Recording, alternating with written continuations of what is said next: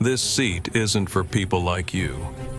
Captain William Foster's words cut through the hushed atmosphere of first class like a knife, causing several passengers to look up from their tablets and magazines. The morning sun streamed through the oval windows of Skyway Airways Flight 227, illuminating the tension now hanging in the air. The girl he addressed didn't flinch.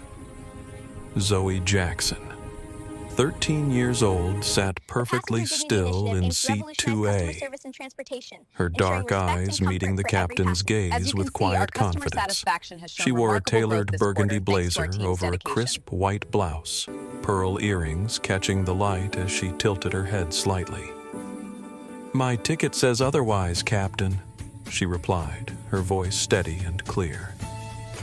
Foster's eyes narrowed, the corners of his mouth tightening into what might have been a smile on anyone else. On him, it looked like a warning. His uniform was immaculate. Every button polished, every crease perfect, the wings on his chest gleaming with authority that he wielded like a weapon. "There must be a mistake," he said, voice dropping to a stage whisper that somehow carried across the first-class cabin. "First class is reserved for business travelers and our premium guests." A businessman across the aisle glanced up, brow furrowed. An elderly woman 2 rows back removed her reading glasses. A couple exchanged uncomfortable glances. Zoe placed her tablet on the side table, revealing a complex spreadsheet of quarterly financial projections. "I assure you, Captain, I'm exactly where I'm supposed to be." Foster's face darkened. In 23 years of flying, he had never been challenged by a child, especially not a black child who looked like she belonged in economy with a school group not in his first-class cabin among executives and celebrities. "We'll see about that," he muttered, turning sharply toward the galley where flight attendant Jennifer Collins was preparing welcome drinks. Zoe watched him go, then took a measured breath, her hand unconsciously touching the pearl earring on her left ear, her mother's pearls. The weight of them against her skin was comforting, familiar, like her mother's hand on her shoulder saying, "Remember who you are." Outside the aircraft windows, JFK International Airport buzzed with morning activity. Maintenance crews, baggage handlers, and ground staff moved in choreographed precision. Inside the first-class cabin, something else was taking shape. A confrontation that would change an airline forever. 6 years earlier, Zoe sat cross-legged on her parents' bedroom floor watching her mother prepare for a conference. Dr. Jasmine Jackson stood before the mirror, elegant fingers fastening pearl earrings to her ears. "Why do you always wear those same earrings?" Mom Zoe asked, chin propped on her small hands. Jasmine smiled at her daughter in the reflection. "Because they remind me who I am when people try to make me forget." "Who tries to make you forget?" Jasmine turned her surgical scrubs contrasting with the pearls. "The world sometimes has a narrow view of who belongs where, Zoe. These pearls belonged to my grandmother who cleaned houses for wealthy families. She saved for years to buy them even though she could never wear them to work." Young Zoe frowned, processing this. "That's not fair." No, it wasn't. But whenever I walk into an operating room and someone mistakes me for a nurse instead of the chief surgeon, these pearls remind me that I belong there, that I earned my place. Present day, Zoe touched the same pearls now as the cabin crew continued their pre-flight preparations. After her mother died in a car accident 3 years ago, her father had given her the earrings. "For when you need to remember," he'd said. Her father, Thomas Jackson, had built Skyway Airways from nothing, a single leased plane and a dream that grew into a billion-dollar international airline.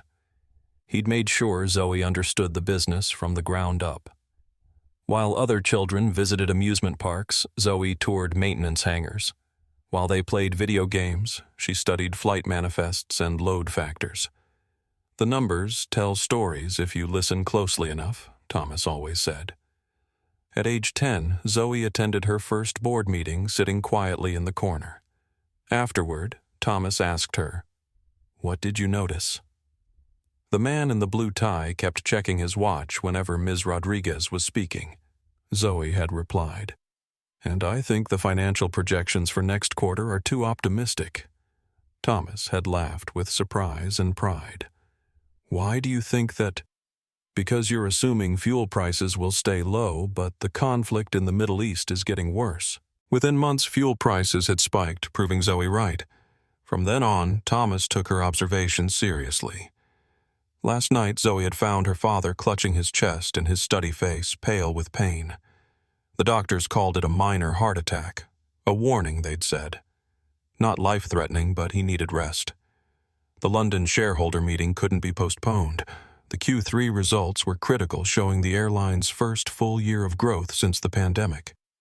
I need you to go in my place, Thomas had said from his hospital bed. Dad, I'm 13. They won't listen to me. Thomas had smiled, tired but determined. They'll have no choice. You know the numbers better than most of my executives. And you're a Jackson.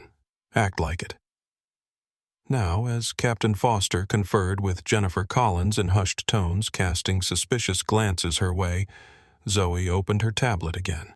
The presentation she would deliver tomorrow to some of the wealthiest investors in the aviation industry was displayed on the screen. She'd rehearsed it 15 times. She knew every number, every projection, every risk factor. What she hadn't prepared for was proving her right to sit in seat 2A. William Foster had been born into the right family, attended the right schools, and joined the right clubs. His father, a retired airline executive, had made the necessary calls when William expressed interest in becoming a pilot. While other cadets struggled through flight school on loans and part-time jobs, Foster sailed through on family connections and an unshakable belief in his natural superiority. 23 years at Skyway Airways had only reinforced this belief.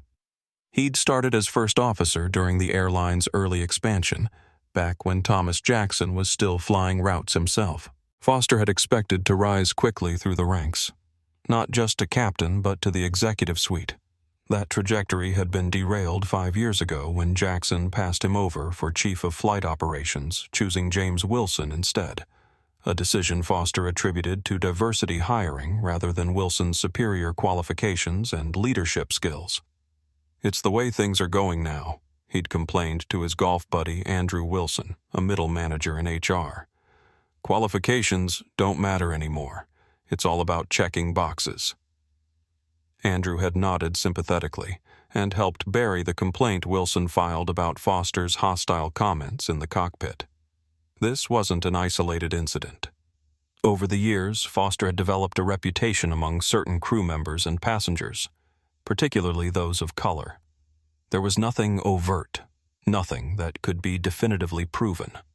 Just a pattern of random extra screenings for minority first-class passengers when he was captain. Just a tendency to question the credentials of non-white professionals more thoroughly. Just a habit of being slightly less responsive to service requests from certain passengers. Foster's prejudice had roots in his upbringing. His father, Gerald Foster, had been forced to retire early when airlines began diversifying their executive ranks in the 1990s.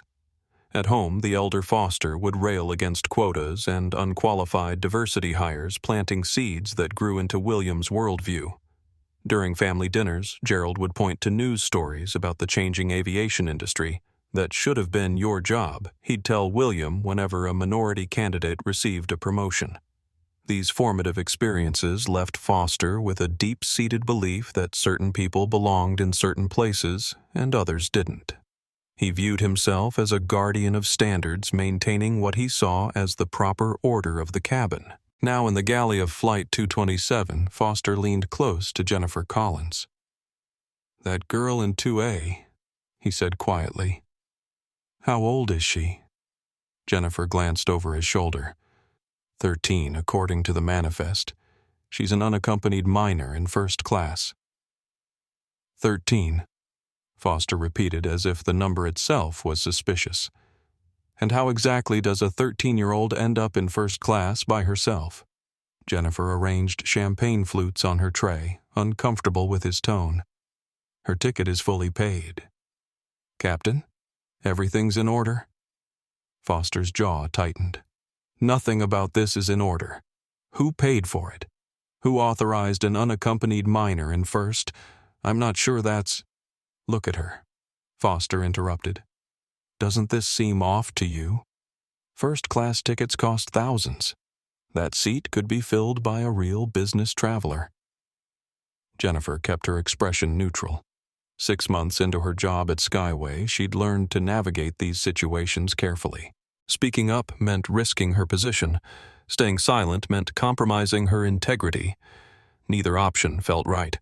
I'll double-check the manifest, she said, finally, a small concession that bought her time without committing to Foster's unspoken suggestion. Foster straightened his uniform jacket.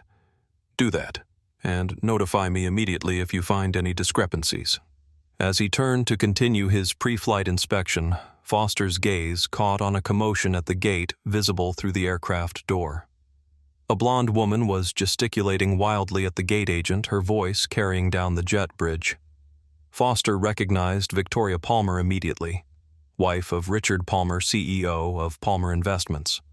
The Palmers were Skyway Airways elite members who frequently booked premium cabins.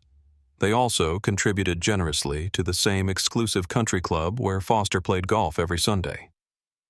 Victoria's voice grew louder as she approached the aircraft door. This is absolutely unacceptable. I fly with Skyway constantly. Foster moved toward the door, seeing an opportunity. Victoria Palmer deserved to be in first class. That girl did not. The solution seemed obvious. Thomas Jackson had not set out to build an airline empire. 20 years ago, he'd been a commercial pilot with a dream of creating something different. An airline where excellence wasn't determined by the passenger's pedigree but by the service provided. Starting with a single leased Boeing 737 and routes nobody wanted, Skyway Airways grew steadily under his leadership. Thomas hired based on talent rather than connections, promoted based on performance rather than politics, and built a reputation for reliability that attracted business travelers and tourists alike. An airline is like a small society in the sky, he often told new employees. How we treat each other and our passengers reflects who we are as a company. This philosophy had guided Skyway's growth from regional carrier to international player, with over 200 aircraft and routes spanning 5 continents. Thomas's vision had created not just an airline, but a culture. When Thomas stepped back from day-to-day operations 3 years ago after his wife's death, Alexander Morales took over as CEO. Morales had been with Skyway almost from the beginning, rising from operations manager to Thomas's right-hand man through intelligence, hard work, and unwavering integrity. Never forget what makes us different, Thomas had told him during the transition. We don't just move people from place to place. We show them what respect looks like at 35,000 feet. Morales had maintained Thomas's vision as best he could, but like any large organization, Skyway developed subcultures beyond his direct control.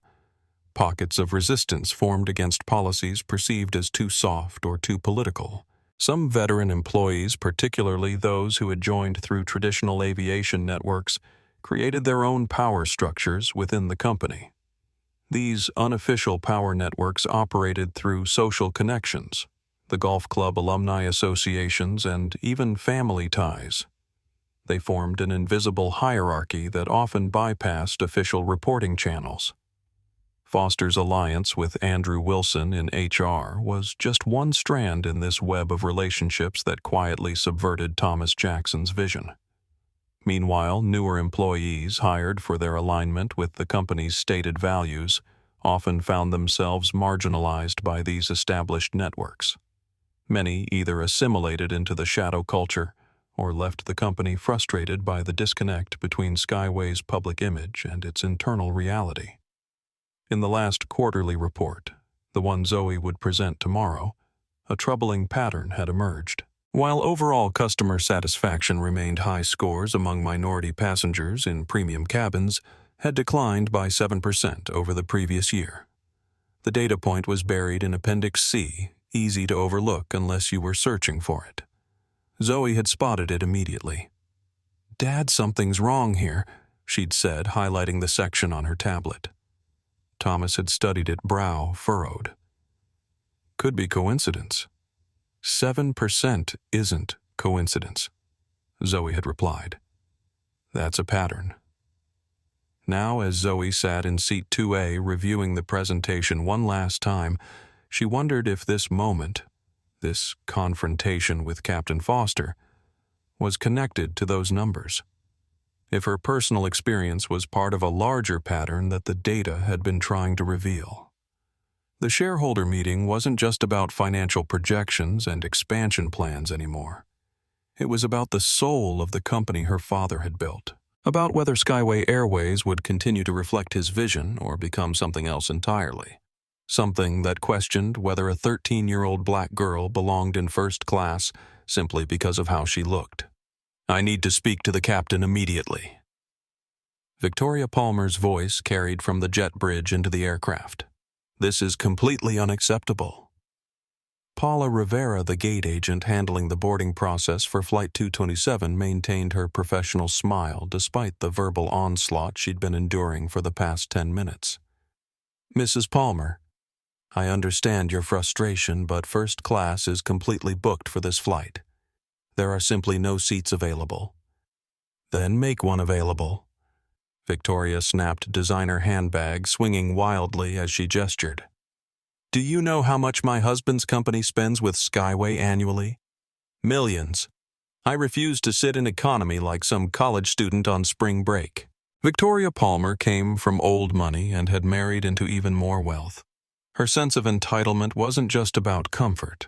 It was about maintaining the social hierarchy she believed in. To her, a seat in economy was an insult to her status, a denial of the deference she felt she deserved. In her mind, rules were flexible things that existed primarily for other people. Paula had been with Skyway for 12 years. She'd seen this type of entitlement before and knew there was little she could do to diffuse it. "I'm happy to add you to the upgrade list in case there's a last-minute cancellation." "The upgrade list?" Victoria's voice rose higher. "I'm not waiting for someone's charity. Get me Captain Foster. We belong to the same club. He'll sort this out." Paula hesitated, then reached for her radio. Protocol discouraged disturbing the flight crew during preparations, but sometimes appeasing a high-status passenger was the path of least resistance, Captain Mrs. "Victoria Palmer is requesting to speak with you at the gate. She's insistent about needing a first-class seat." Foster's voice came through immediately. "Tell her I'll be right there." In the cockpit, First Officer Diego Hernandez looked up from the pre-flight checklist as Foster unbuckled his harness. "Everything okay?" Captain Diego asked, noting the unusual interruption to their routine. "Just a VIP situation at the gate," Foster replied dismissively. "Continue with the exterior lighting check." Diego nodded, returning to the checklist. At 32, he was one of Skyway's younger first officers with a spotless record and reputation for meticulous attention to detail. In 6 months of flying with Foster, he'd learned to recognize the warning signs of the captain's moods. Something in Foster's tone now, a certain eagerness beneath the professional veneer, made Diego uneasy. As Foster exited the cockpit, Diego caught Jennifer's eye. The flight attendant gave him a subtle head shake that confirmed his suspicion. Whatever was happening wasn't standard procedure. Meanwhile, in first class, passengers continued boarding. A famous actor in sunglasses and baseball cap slipped quietly into 4B, avoiding eye contact. An elderly couple settled into 3C and 3D, arranging travel pillows and discussing their London itinerary. A tech entrepreneur in jeans and an expensive sweater took 5A, immediately powering up his laptop despite announcements to keep electronics stowed. Zoe observed them all while reviewing her notes. Her father had taught her to watch people to understand their patterns and behaviors. "Aviation is a people business disguised as a transportation business," he always said. Now she watched the subtle hierarchies form. Who nodded to whom, who pretended not to notice others who expected deference and who offered it. When James Wilson boarded, the same James Wilson who had been chosen over Foster for the executive position, Zoe recognized him from board meetings. This wasn't coincidence. Wilson was conducting one of his quarterly in-flight service evaluations, a program he had implemented after his promotion. He made a practice of flying various routes unannounced to observe operations firsthand. Today, he had specifically chosen Flight 227, after receiving several concerning reports about the crew's treatment of minority passengers. He nodded politely as he passed, then did a double-take, clearly surprised to see her. Zoe Jackson. Is Thomas here too? No, sir. Just me. Dad had a health issue. I'm representing him at the London meeting. Wilson's eyebrows rose. That's quite a responsibility. Are you ready? Zoe met his gaze directly. I am. Wilson studied her for a moment, then smiled. I believe you are. Your father trained you well. As he continued to his seat, Zoe returned to her presentation, aware that the dynamics around her had shifted. Wilson's recognition had marked her as someone connected to the airline's founder, not just a random teenager in first class. Outside on the jet bridge, Foster was deep in conversation with Victoria Palmer, his body language transforming from rigid captain to solicitous friend. Victoria. What seems to be the problem? Victoria's voice dropped to a conspiratorial tone. William, thank goodness. This is an emergency. Richard's closing a major deal in London tonight. I need to be there looking my best, not crammed in economy like cattle. Foster checked his tablet, scrolling through the passenger manifest. Let me see what I can do. The flight is full, but... His eyes stopped on seat 2A. There might be a solution. Foster returned to the aircraft with Victoria Palmer following closely behind her. Expression shifted from indignation to smug anticipation. As they entered the first-class cabin, Foster's eyes immediately found Zoe still absorbed in her tablet. Jennifer Foster called quietly to the flight attendant preparing welcome drinks. A word, please. Jennifer approached, professional smile in place, but eyes wary. Foster lowered his voice, though not enough to prevent nearby passengers from overhearing. There's been a manifest discrepancy with seat 2A, he said. Mrs. Palmer needs to be accommodated in first class, and we'll need to relocate the minor. Jennifer glanced at Zoe, then back to Foster. Captain, her boarding pass is valid. I've already verified it. It's an error in the system, Foster insisted. Unaccompanied minors shouldn't be in first class without special authorization. It's a safety consideration. Jennifer knew this wasn't true. Skyway had no such policy. Sir, I don't believe. As captain, I have final authority over passenger seating for operational reasons. Foster interrupted, his tone hardening. Please prepare to relocate her to economy. We'll process a refund for the fare difference. Jennifer hesitated, caught in an impossible position. She had been with Skyway for only 6 months. Her student loans from hospitality school totaled over $80,000. Her mother's medical bills had already depleted her savings. She needed this job.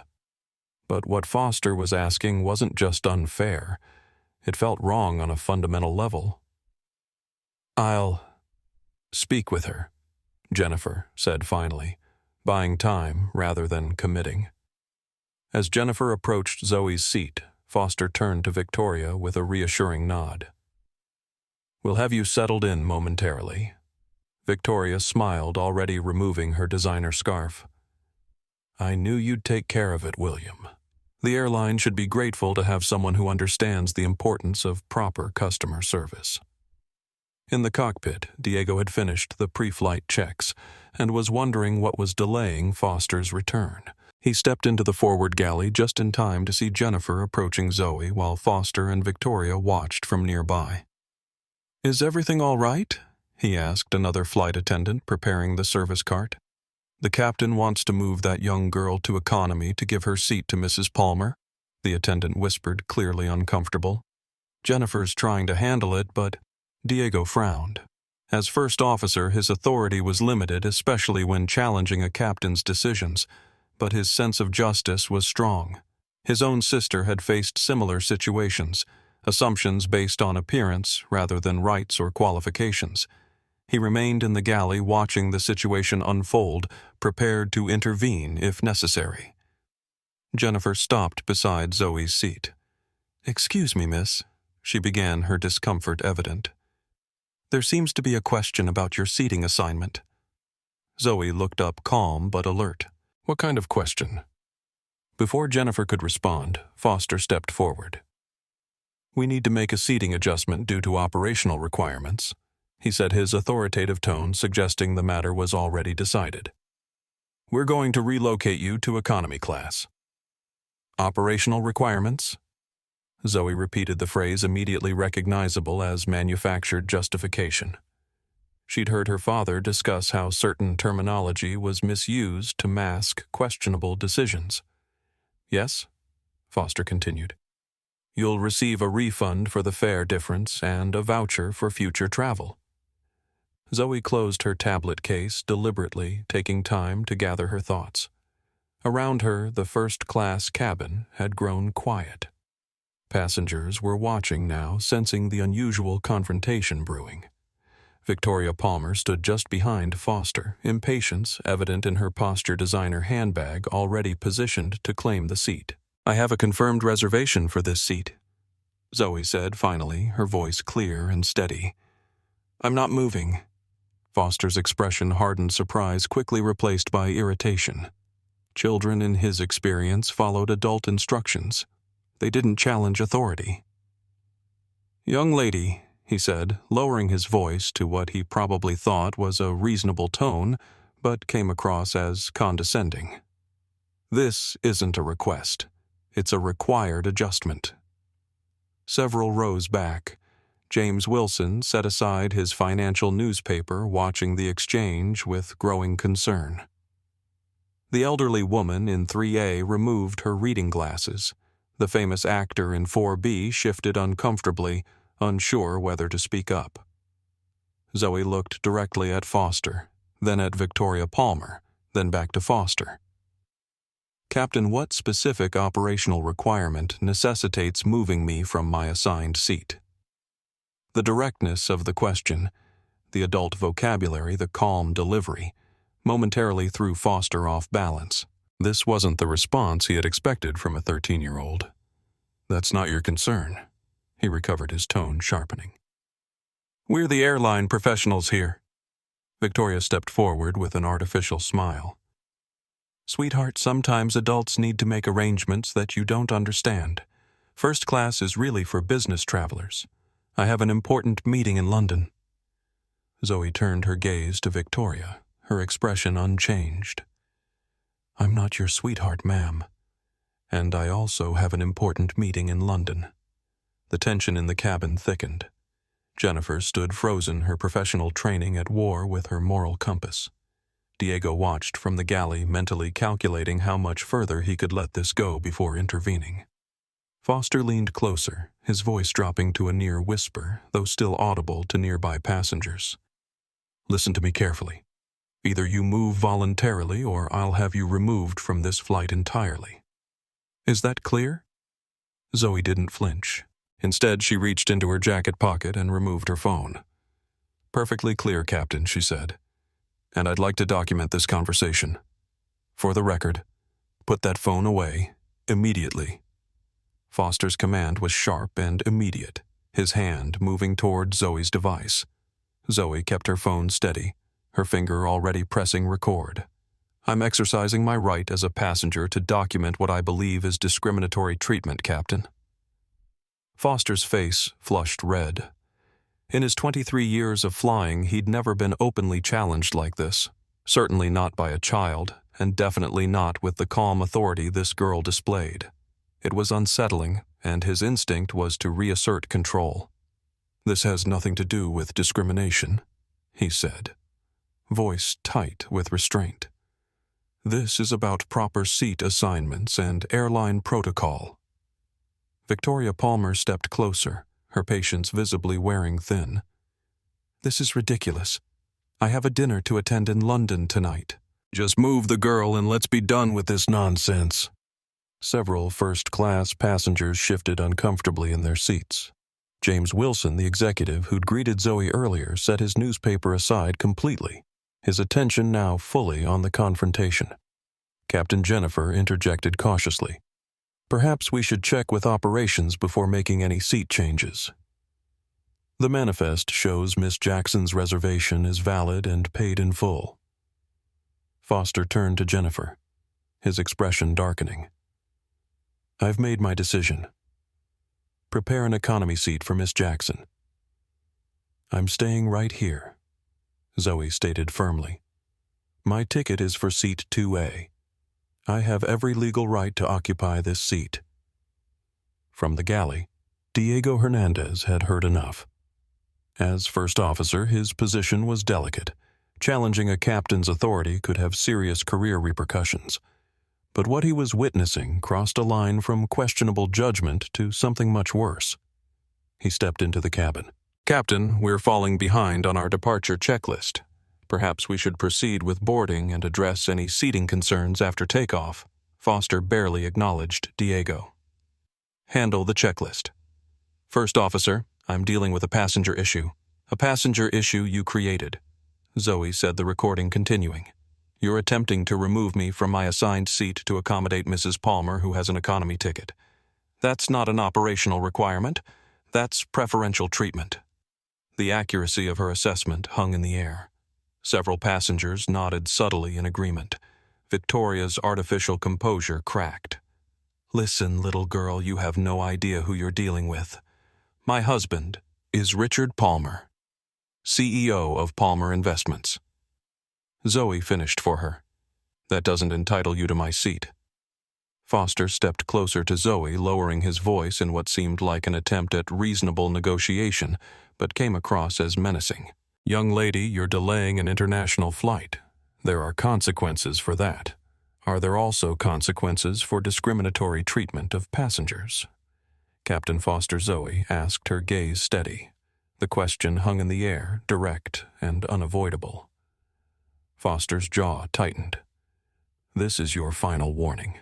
Either you move to economy voluntarily or I'll have security remove you from this aircraft." Jennifer's eyes widened. Removing a properly ticketed passenger, a minor no less, would require documentation, justification, involvement from customer service. The irregularity of Foster's demand was becoming increasingly apparent to everyone in the cabin. "I'll need that instruction in writing," Captain Zoe replied. "Along with your specific justification for removing me despite my valid ticket and reservation." The confidence in her voice didn't waver, but her right hand moved almost imperceptibly to touch her mother's pearl earring, a private gesture of courage that only Jennifer, standing closest to her, noticed. "You don't make demands on my aircraft," Foster said, his control slipping further. "Security will escort you off if necessary." Diego stepped forward again. "Captain, I strongly recommend we consult with operations before taking that step." The tension in the cabin was palpable now. Other passengers were shifting nervously, some taking out their phones, sensing that something unprecedented was unfolding. Victoria Palmer glanced around, suddenly aware that the audience witnessing this confrontation was growing increasingly unsympathetic to her position. She cleared her throat. "William, perhaps there's another solution? Maybe another first-class passenger would be willing to—" "No," Foster cut her off. "This has gone beyond seating now. This is about respect for authority on my aircraft." Zoe's expression remained composed, but her eyes revealed a deep understanding of what was really happening. "Is it about authority, Captain? Or is it about who you believe belongs in first class?" The question landed like a stone in still water, sending ripples of discomfort through the first-class cabin. Foster's expression hardened as he realized the girl was directly challenging not just his decision, but his motivation, and doing it in front of an audience. "This is not about race," he stated flatly, the defensiveness in his tone betraying him. "I never mentioned race." Captain Zoe replied, the observation hanging in the air between them. Jennifer Collins glanced anxiously between them, caught in the uncomfortable middle. 6 months into her dream job, she found herself facing a moral crossroads she hadn't anticipated. Foster was her superior, but every instinct told her his actions were wrong. "Captain," she said quietly, "company policy requires documentation for any involuntary passenger removal." "We need to involve customer service, and I know the policy," Foster snapped. "And as captain, I have final authority over safety and operational decisions on this aircraft." "What safety concern does a 13-year-old girl in first class present?" James Wilson spoke up from his seat, his deep voice carrying authority that came from his executive position. "I'd be very interested to hear the explanation." Foster turned, clearly surprised by Wilson's intervention. The history between them, Foster being passed over for the promotion Wilson received, added another layer of tension to the moment. "This doesn't concern you, Mr. Wilson," Foster replied, struggling to maintain his professional demeanor. "I believe it concerns everyone on this flight," Wilson countered, "especially those of us who care about how Skyway Airways conducts itself." Victoria Palmer, sensing her position weakening, tried a different approach. She leaned toward Zoe with a condescending smile. "Darling, I understand you're excited about sitting in first class, but I have an important business dinner that requires me to be presentable when we land. Surely you can understand adult responsibilities." Zoe met her gaze steadily. "I'm not your darling, ma'am, and I also have an important meeting in London." Victoria's smile faltered. "Shareholder meeting. What company would include a child in Skyway Airways?" Zoe replied simply. The revelation sent a subtle but perceptible shift through the cabin. Passengers who had been watching with uncomfortable interest now exchanged glances of surprise. Foster's expression flickered. Confusion, then disbelief, then the first hint of uncertainty. "You're claiming to be a Skyway Airways shareholder?" he asked, skepticism evident in his tone. "I'm not claiming anything," Zoe replied. "I'm stating a fact. My name is Zoe Jackson." The significance of her last name didn't register immediately with everyone, but James Wilson's quiet "oh" spoke volumes. He knew exactly who she was. Foster, however, wasn't ready to back down. "I don't care if your last name is Jackson, Kennedy, or Rockefeller. On this aircraft, you follow the captain's instructions." Diego moved closer, his concern growing by the second. "Captain, a word in private, please." Foster ignored him, focusing entirely on Zoe. "This is your final opportunity. Move to economy willingly or face removal from this flight." Jennifer stepped forward, finding courage she didn't know she possessed. "Captain Foster, I need to document your reasoning for this decision. It's required by company protocol. The reason is insubordination."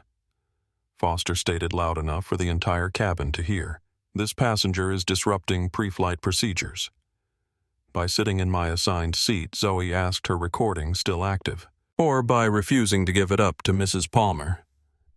The elderly woman in 3A finally spoke up, her British accent crisp and authoritative. "I've been flying with Skyway for 30 years, young man, and I've never witnessed such behavior from a captain. This child has done nothing wrong." Victoria Palmer, seeing her allies dwindling, tried one last angle. "This is about proper procedure, not personalities.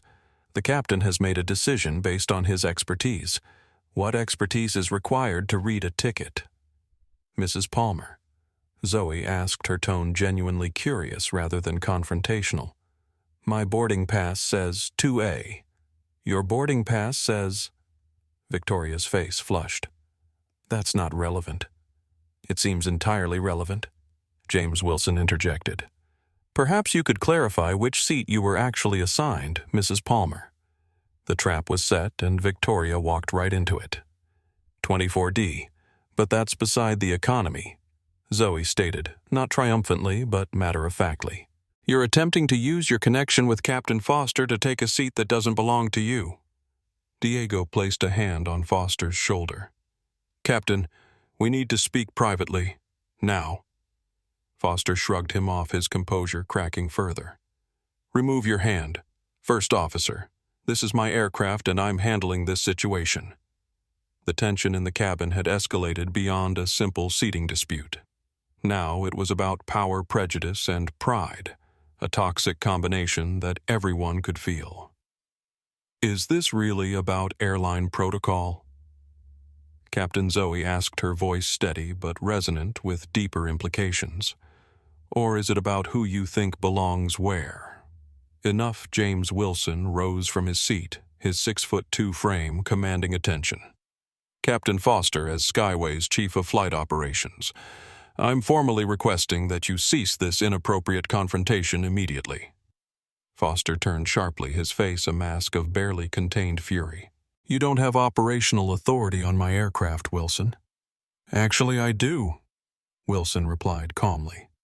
And what I'm witnessing appears to be a clear violation of company policy regarding passenger treatment. The revelation of Wilson's position sent another ripple through the cabin. Passengers who had been uncertain whether to intervene now had a higher authority figure to validate their concerns. I'm a frequent flyer with Skyway.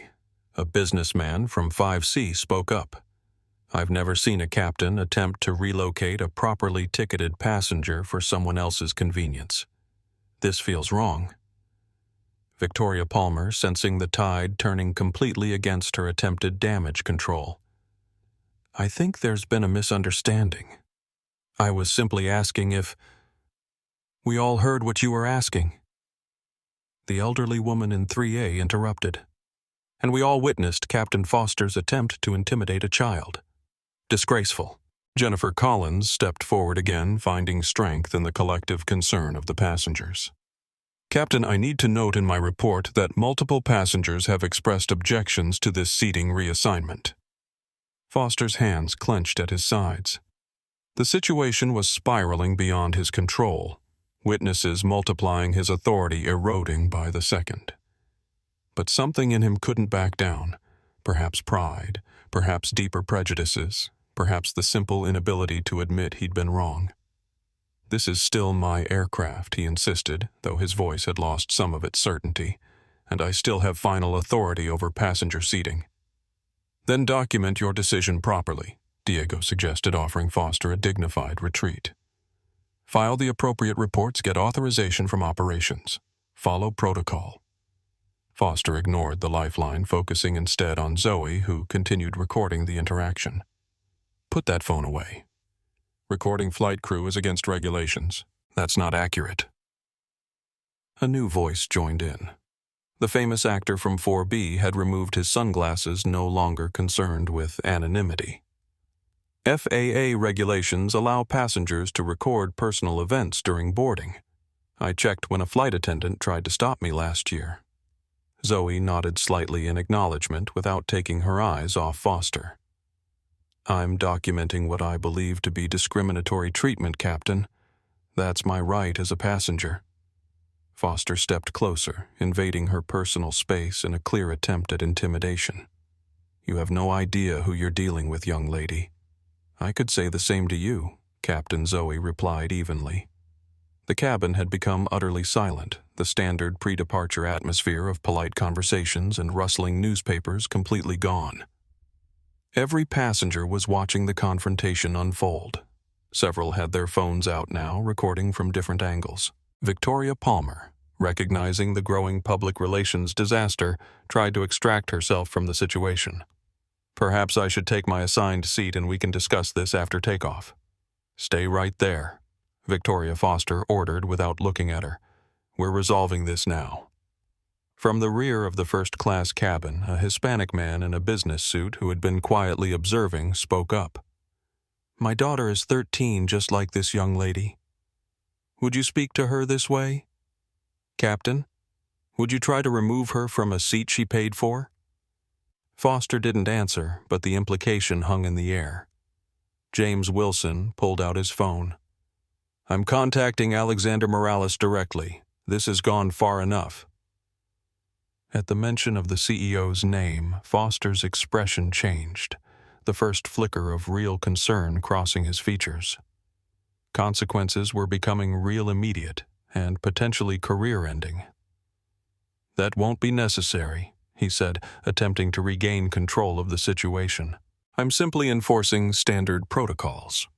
"Which protocols specifically authorize removing a minor from her confirmed seat to accommodate another passenger's preference?" Wilson pressed. "I'd be very interested to review that section of our operations manual." Foster had no answer because no such protocol existed. The famous actor leaned forward. "I've got the whole thing recorded. Pretty sure the press would be interested in how Skyway treats its young passengers." "So do I," said the businessman from 5C, holding up his phone. And I added the elderly woman. In the span of minutes, Foster had managed to unite the entire first-class cabin against him. What had begun as a simple power play, moving a child he deemed unworthy of first class to accommodate someone from his social circle, had transformed into a public reckoning. And through it all, Zoe Jackson remained calm, poised, and resolute, her phone still recording as Foster's authority crumbled around him. Foster's composure was unraveling visibly now. His face had turned an alarming shade of red, a vein pulsing at his temple as he struggled to maintain control of a situation that had long since escaped him. 23 years of unchecked authority hadn't prepared him for this moment. Being challenged, recorded, witnessed. "This ends now," he declared, his voice strained with barely contained rage.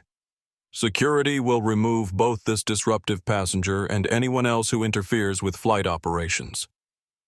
Diego stepped directly between Foster and Zoe. "Captain, you need to take a moment and consider what you're doing. This is going to follow you for the rest of your career." Foster's eyes narrowed. "Are you threatening me?" "First Officer Hernandez, I'm trying to help you," Diego replied quietly. "Before you do something you can't take back." The cabin had become so silent that the ambient sounds of the airport outside seemed unnaturally loud. The distant rumble of jet engines, the beep of service vehicles backing up the muffled announcements from the terminal. Inside, the tension had reached a breaking point. Jennifer Collins moved to stand beside Zoe's seat, her decision made. If protecting this child cost her job, she would face that consequence. Some lines couldn't be crossed regardless of personal cost. "I'll need to file an incident report about this entire interaction," she stated clearly, including the attempt to reassign a confirmed first-class seat without proper authorization. Victoria Palmer, now thoroughly uncomfortable with her role in the escalating situation, attempted to retreat. "William, perhaps we should just be quiet." Victoria Foster snapped his professional facade, completely gone now. "I'm handling this." He turned back to Zoe, who continued recording steadily, her expression composed despite the hostility directed at her. Something about her calmness seemed to infuriate Foster further, as if her refusal to be intimidated was itself a challenge he couldn't tolerate. "I've had enough of this nonsense," he said, reaching for her phone. "Give me that device. Now." Zoe pulled the phone closer to her body, protective but not panicked. "You don't have the right to take my personal property, Captain. On my aircraft, I determine the rights," Foster declared, his voice rising as his control diminished. "That phone. Now." James Wilson began moving toward them, alarm evident in his expression. Diego tensed, ready to intervene physically if necessary. Jennifer positioned herself closer to Zoe's seat. "Captain Foster." Zoe said, her voice remaining steady even as the situation deteriorated. "You're being recorded by at least 7 different passengers right now. Whatever you're considering, please think carefully about the consequences." It was a mature warning, delivered with a clarity that belied her 13 years.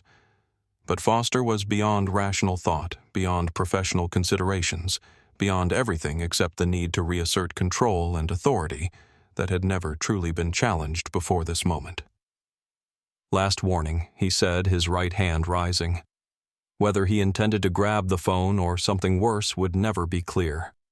The movement itself was aggressive, threatening, a physical escalation beyond anything acceptable from a captain toward a passenger, let alone a child. Time seemed to slow as multiple passengers gasped.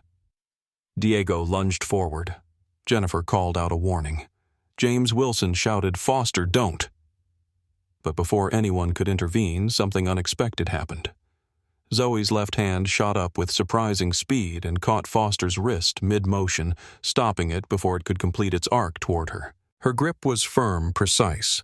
Not violent, but unyielding. For 3 seconds, the tableau held. A 13-year-old girl physically blocking a grown man's aggressive gesture, their eyes locked in a moment of absolute clarity. Foster's expression registered shock, then embarrassment, then a dawning horror as he realized what he'd just done and what she'd just prevented him from doing. "Don't ever touch me," Zoe said, her voice quiet but carrying through the stunned silence of the cabin.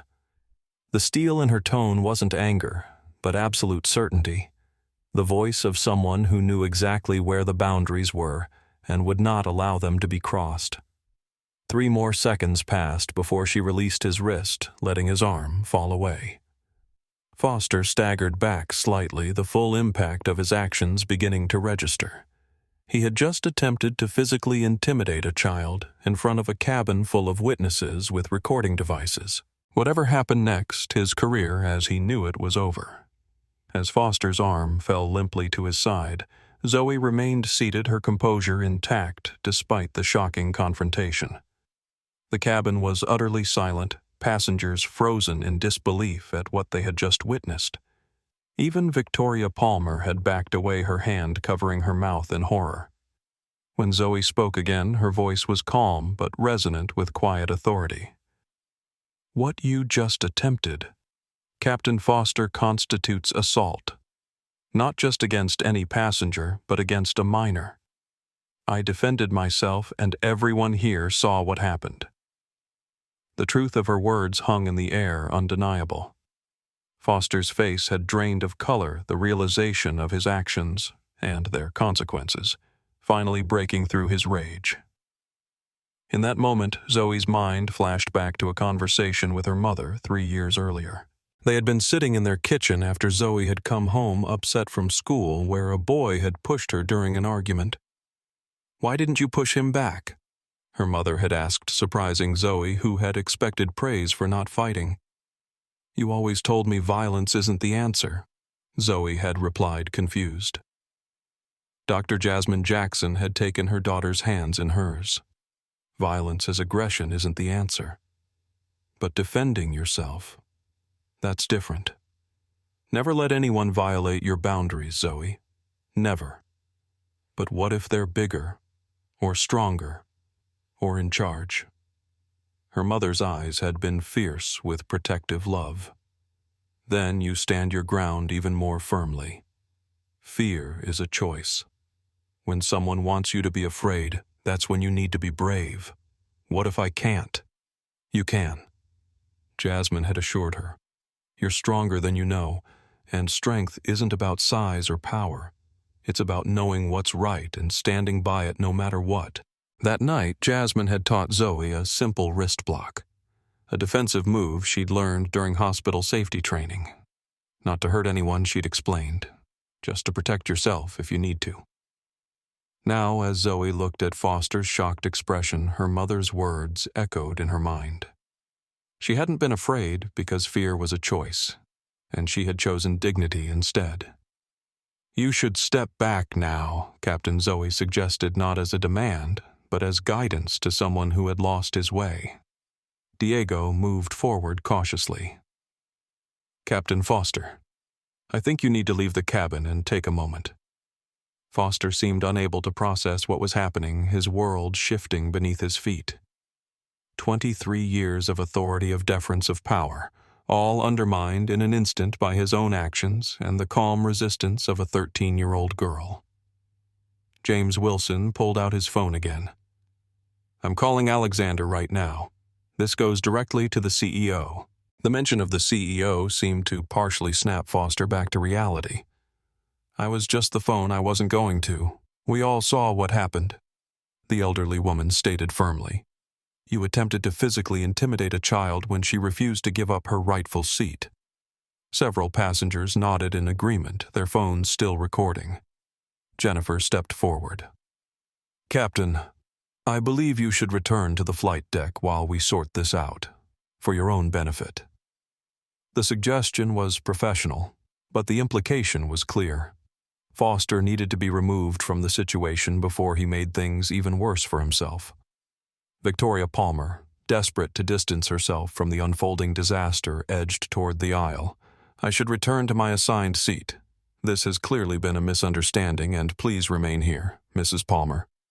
James Wilson instructed, "This incident will need to be fully documented, including your role in it." Victoria's face paled, the reality of her complicity finally dawning on her. Through it all, Zoe continued recording, her hand steady. She wasn't vengeful or triumphant, just resolute. This wasn't about humiliating Foster or Victoria. It was about establishing that boundaries mattered, that dignity wasn't determined by age or appearance, that respect wasn't optional. 7 cameras are currently recording this incident, Zoe noted, gesturing around the cabin where multiple passengers had their phones raised. "I believe that's sufficient documentation of what occurred." Foster looked around, suddenly aware of just how public his breakdown had become. His career flashed before his eyes. Not just this job, but his entire professional identity. No airline would hire a captain who had been recorded attempting to physically intimidate a child passenger. "I wasn't going to." He began weakly but couldn't finish the sentence. The evidence was too clear, the witnesses too many. Diego placed a firm hand on Foster's shoulder. "Captain, you need to step away. Now." This time Foster didn't resist. The fight had drained out of him, replaced by the dawning comprehension of consequences. He allowed Diego to guide him toward the cockpit, his movements mechanical, his expression vacant. As Foster disappeared through the cockpit door, the tension in the cabin shifted. The immediate danger had passed, but the shock of what they had witnessed remained. Jennifer knelt beside Zoe's seat. "Are you all right?" Zoe nodded, finally lowering her phone. "I'm fine. Thank you for trying to help." "I should have done more," Jennifer admitted, regret evident in her voice. "I should have spoken up sooner." "You did speak up," Zoe replied. "That matters." In that exchange, the acknowledgement of both action and inaction, a deeper truth emerged about how injustice persisted not just through those who perpetrated it, but through those who recognized it and still hesitated to intervene. The first-class cabin of Flight 227 had transformed into something resembling a crime scene. Passengers spoke in hushed tones, comparing recordings, exchanging business cards as potential witnesses. Flight attendants huddled near the galley, their routine completely disrupted, uncertain how to proceed with normal service after such an extraordinary breach of protocol. James Wilson finished his phone call and approached Zoe's seat. "I just spoke with Alexander Morales," he said, his voice low but clear. "He's arranging for security to come on board, not to remove you, but to escort Captain Foster off the aircraft." Zoe nodded, absorbing this information with the same composure she'd maintained throughout the confrontation. "What about the flight? Will there be a delay?" The question, practical, focused on solutions rather than dwelling on the incident, seemed to surprise Wilson. "Yes, there will be some delay. They're arranging for a replacement captain to take over." Victoria Palmer, who had remained frozen near the bulkhead, suddenly found her voice. "This is completely ridiculous. We'll miss our connections in London, all because this child couldn't simply—" "Mrs. Palmer." Wilson interrupted sharply. "I strongly suggest you return to your assigned seat in economy and refrain from further comment. Your involvement in this situation has already been noted." The firmness of his tone left no room for argument. Victoria hesitated, then turned without another word and made her way toward the back of the aircraft, the weight of judging eyes following her retreat. Jennifer approached with a glass of water for Zoe. "Here," she said softly. You handled that with remarkable poise, but it must have been stressful. Zoe accepted the water with a small smile. Thank you. She took a sip, then added, My mother always said that staying calm during chaos is a superpower. Your mother sounds like a wise woman, Jennifer replied. A shadow crossed Zoe's face. She was. The past tense hung in the air between them, a small revelation of loss that explained something about the maturity beyond Zoe's years. In the cockpit, Diego had taken control of the situation. Foster sat in the captain's seat, staring blankly at the instrument panel, his career imploding around him. William Diego said, using Foster's first name for the first time, security will be here shortly. It would be better for everyone if you cooperate. Foster nodded mechanically. 23 years, he murmured. 23 years without an incident. Diego didn't correct him, though they both knew it wasn't true. There had been incidents. Complaints filed and buried reports, ignored, minorities intimidated or inconvenienced through random selection. This wasn't Foster's first transgression, just the first one that couldn't be hidden. Who is she? Foster finally asked. She said her name was Jackson. Not related to Thomas Jackson's daughter, Diego confirmed. The founder and majority shareholder of Skyway Airways. The color drained further from Foster's face. That's impossible. She's just a child who owns 65% of this airline through her family trust, Diego replied. The same airline you've worked for since its early days? Foster closed his eyes, the full magnitude of his error crushing down on him. Not only had he attempted to physically intimidate a minor, a fireable offense on its own, but he'd done it to the owner's daughter.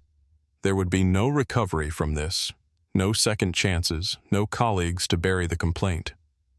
Back in the cabin, 2 airport security officers had boarded and were speaking quietly with James Wilson. Passengers watched with a mixture of curiosity and satisfaction as the situation reached its inevitable conclusion. The elderly woman from 3A stopped beside Zoe's seat. I've been flying for over 50 years, dear, she said, her British accent crisp.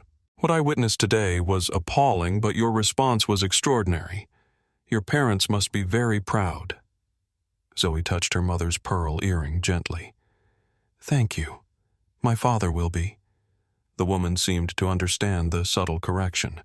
She patted Zoe's hand and returned to her seat. The famous actor who had removed his sunglasses and hat completely now leaned across the aisle. Just so you know, I've got the whole thing recorded. If you need another witness statement, here's my card.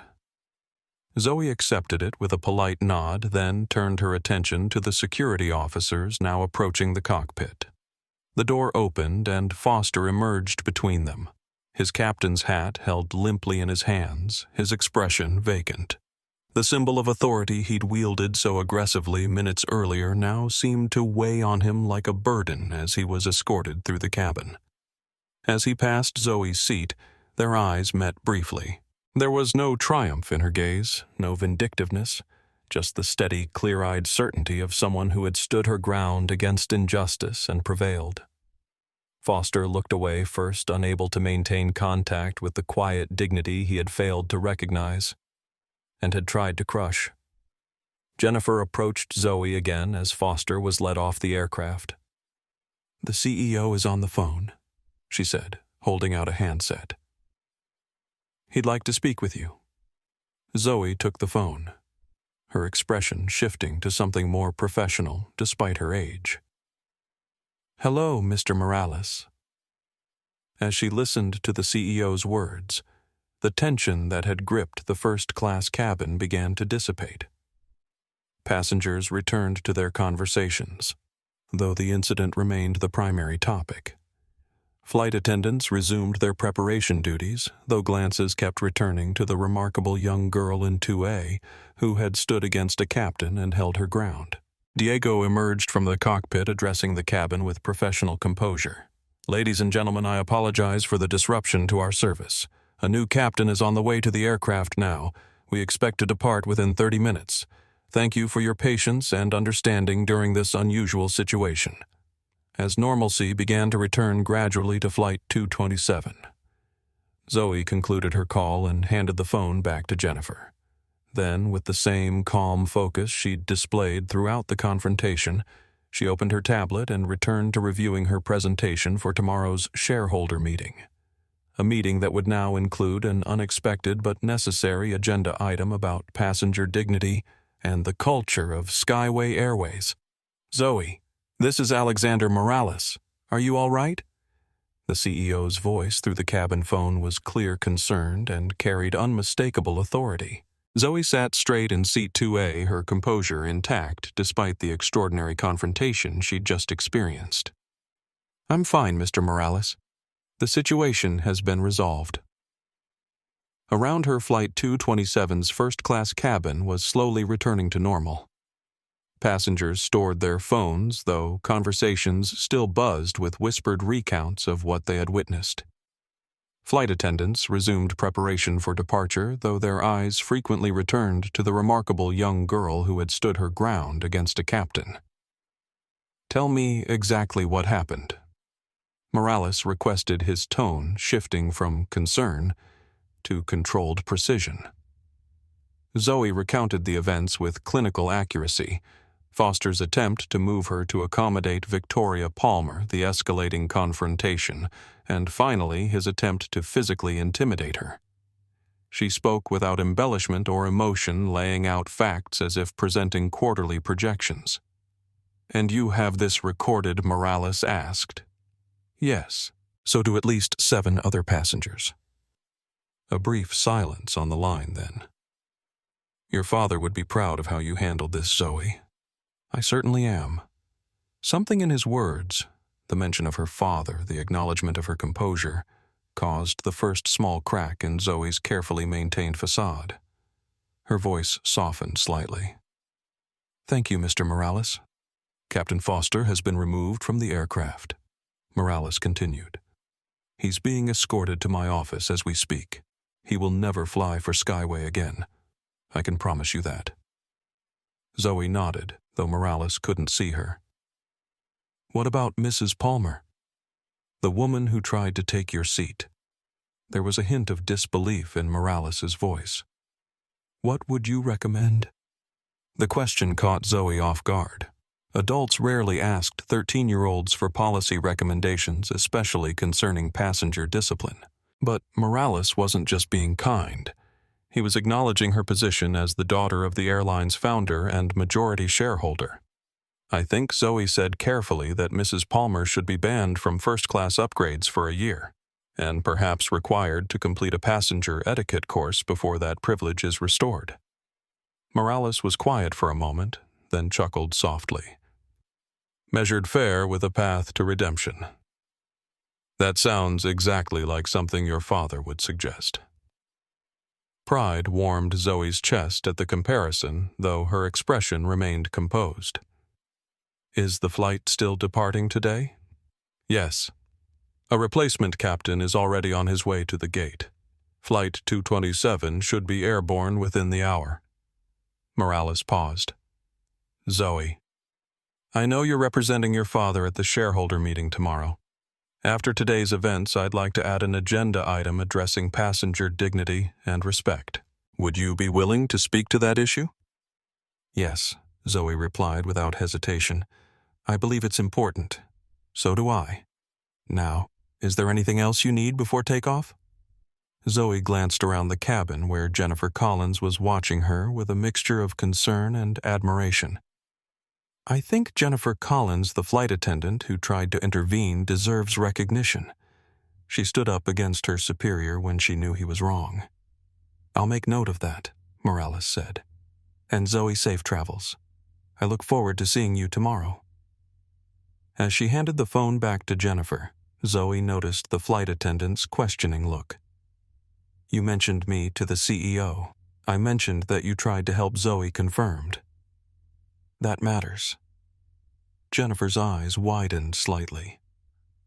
"Thank you. I wish I'd done more." "You did something," Zoe replied. "Many people don't even do that." As Jennifer returned to her duties, Zoe became aware of the passengers watching her with newfound respect. The transformation was subtle but unmistakable, from seeing a child seemingly out of place in first class to recognizing someone whose composure and dignity had revealed her true belonging. James Wilson approached her seat, keeping his voice low. "Your father doesn't know about this yet, does he know? He had a minor heart attack yesterday. He's stable, but the doctors advised against stressors." Wilson nodded understanding. "I won't contact him then. But Zoe, what you did today, standing your ground like that, it was remarkable. I just did what my mother taught me." Zoe replied, touching her pearl earring, "To know my worth, and never let anyone make me feel small." From the cockpit doorway, Diego Hernandez made an announcement. "Ladies and gentlemen, our replacement captain has arrived. We'll begin departure procedures shortly. Thank you for your patience during this delay." As if on cue, a distinguished man in a captain's uniform entered the aircraft. Unlike Foster, whose authority had seemed brittle and defensive, this captain carried himself with the quiet confidence of someone who had nothing to prove. "Ladies and gentlemen, I'm Captain Robert Chen. I apologize for the delay and unusual circumstances. We should be airborne within 15 minutes. He paused as he passed Zoe's seat, offering a respectful nod. "Miss Jackson, I flew with your father when we only had 3 aircraft. He built something special with Skyway. We'll get you to London safely for your meeting." The simple acknowledgement that she belonged not just in the seat but in the company's legacy resonated through Zoe with unexpected power. She nodded back, suddenly grateful that her father had insisted she make this journey. As the replacement captain entered the cockpit, passengers settled into their seats. Electronic devices were stowed and Flight 227 finally prepared for departure. 9 hours late, but somehow more united than any flight Zoe had ever experienced. "That's Thomas Jackson's daughter." The whispers spread through the cabin as Flight 227 reached cruising altitude. Passengers who had witnessed the confrontation were now connecting the dots, understanding exactly who the composed 13-year-old in 2A truly was. Jackson, as in the founder of Skyway. The one who started with a single plane 20 years ago, I heard he owns 65% of the company. Zoe pretended not to hear, focusing on her tablet as the seatbelt sign switched off. She was reviewing her shareholder presentation again, though her mind occasionally drifted to the confrontation with Foster and what it revealed about the airline her father had built. James Wilson unbuckled his seatbelt and moved to the empty seat beside her. "May I?" Zoe nodded, setting her tablet aside. "Your father doesn't know anything about what happened, does he?" Wilson asked, quietly. "No. And I'd prefer to keep it that way until his doctors clear him for stress." Wilson nodded, understanding. "Of course. But Zoe, I think there's something you should know. What happened today, I don't think it was an isolated incident." Zoe's eyes sharpened with interest. "The declining satisfaction scores among minority first-class passengers." Wilson looked surprised. "You know about that?" "It was in the quarterly report, Appendix C, page 47.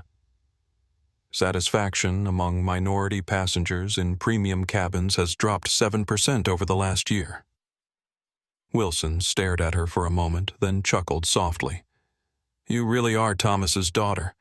Yes, that's exactly what I'm referring to. I've suspected for some time that certain crew members, Foster included, have been creating an unwelcoming environment for passengers they deem unconventional for premium cabins. Meaning passengers of color," Zoe stated simply. "Yes." Wilson's expression grew serious. "I've tried investigating, but the complaints are often subtle. Uncomfortable interactions, excessive documentation checks, seating errors. Nothing concrete enough to build a case. Until today. The investigation couldn't progress because of this informal network protecting each other," Zoe observed. Foster and his golf buddy in HR burying reports, other managers looking the other way. Wilson's eyebrows rose. How did you... It's a classic organizational problem. Informal networks undermining formal procedures. Dad's dealt with it before in other companies we've acquired. These shadow systems tend to develop when long-tenured employees feel threatened by change. Wilson nodded, slowly impressed. That's exactly it. But today broke that pattern wide open. What Foster did was too public, too extreme to be buried. Your presence as a catalyst was unexpected, but perhaps necessary. Zoe was quiet for a moment, processing this information. The data told us something was wrong. We just didn't know exactly what. Data can identify patterns, but it takes human experience to understand them. Wilson agreed. Your experience today revealed something that months of reports couldn't capture. The actual behavior happening on board our aircraft. In economy class, Victoria Palmer sat seething in her assigned seat, 24D, a middle seat in the center section. Her expensive handbag was crammed under the seat in front of her, her knees pressed against the seat back, her carefully applied makeup already feeling stale without the champagne and hot towel service she'd expected to enjoy. The humiliation burned worse than the discomfort. William Foster had promised her special treatment, leveraging their country club connection for preferential service. Instead, she'd been publicly exposed and sent back to her assigned seat like a scolded child. "Excuse me," she said sharply to a passing flight attendant. "I need to speak with someone about what happened earlier. This is completely unacceptable treatment for an elite status member." The flight attendant, not Jennifer but another crew member who had been briefed on the situation, gave her a professional but cool smile. "I understand you're uncomfortable, Mrs. Palmer. I'll note your complaint in my report. Would you like a beverage while you wait?" "I don't want a beverage. I want to speak with whoever's in charge. Captain Chen is currently flying the aircraft, ma'am. He can't be disturbed, but I can arrange for a customer service representative to meet you upon landing in London." Victoria fumed silently as the attendant moved on. Her phone buzzed with an incoming email. The subject line made her blood run cold. Notice of status review, Skyway Airways. She opened it with trembling fingers. The message was brief but devastating. Dear Mrs. Palmer, this notice confirms that your elite status privileges with Skyway Airways are under immediate review following an incident on Flight 227 JFK LHR on October 14, 2025. During this review period, your eligibility for complimentary upgrades and priority boarding has been suspended. A customer service representative will contact you within 48 hours to discuss this matter further. Skyway Airways. Victoria's face flushed with embarrassment and rage. Her husband would be furious. Richard Palmer's investment firm handled transportation sector portfolios worth billions. This could affect business relationships, social standing, their entire carefully cultivated image. And all because of a child who turned out to be the owner's daughter. Panic rising. Victoria composed an email to her husband Richard. There's been a terrible misunderstanding on my flight. The airline is threatening my status. This is humiliating and could affect your business relationships. We need to address this immediately. She knew she was in trouble. Richard prized social standing above all else, and her public embarrassment would reflect badly on him. The fact that she'd been caught trying to bully her way into a seat that wasn't hers would be in his eyes not a moral failure, but a strategic one. She had been caught.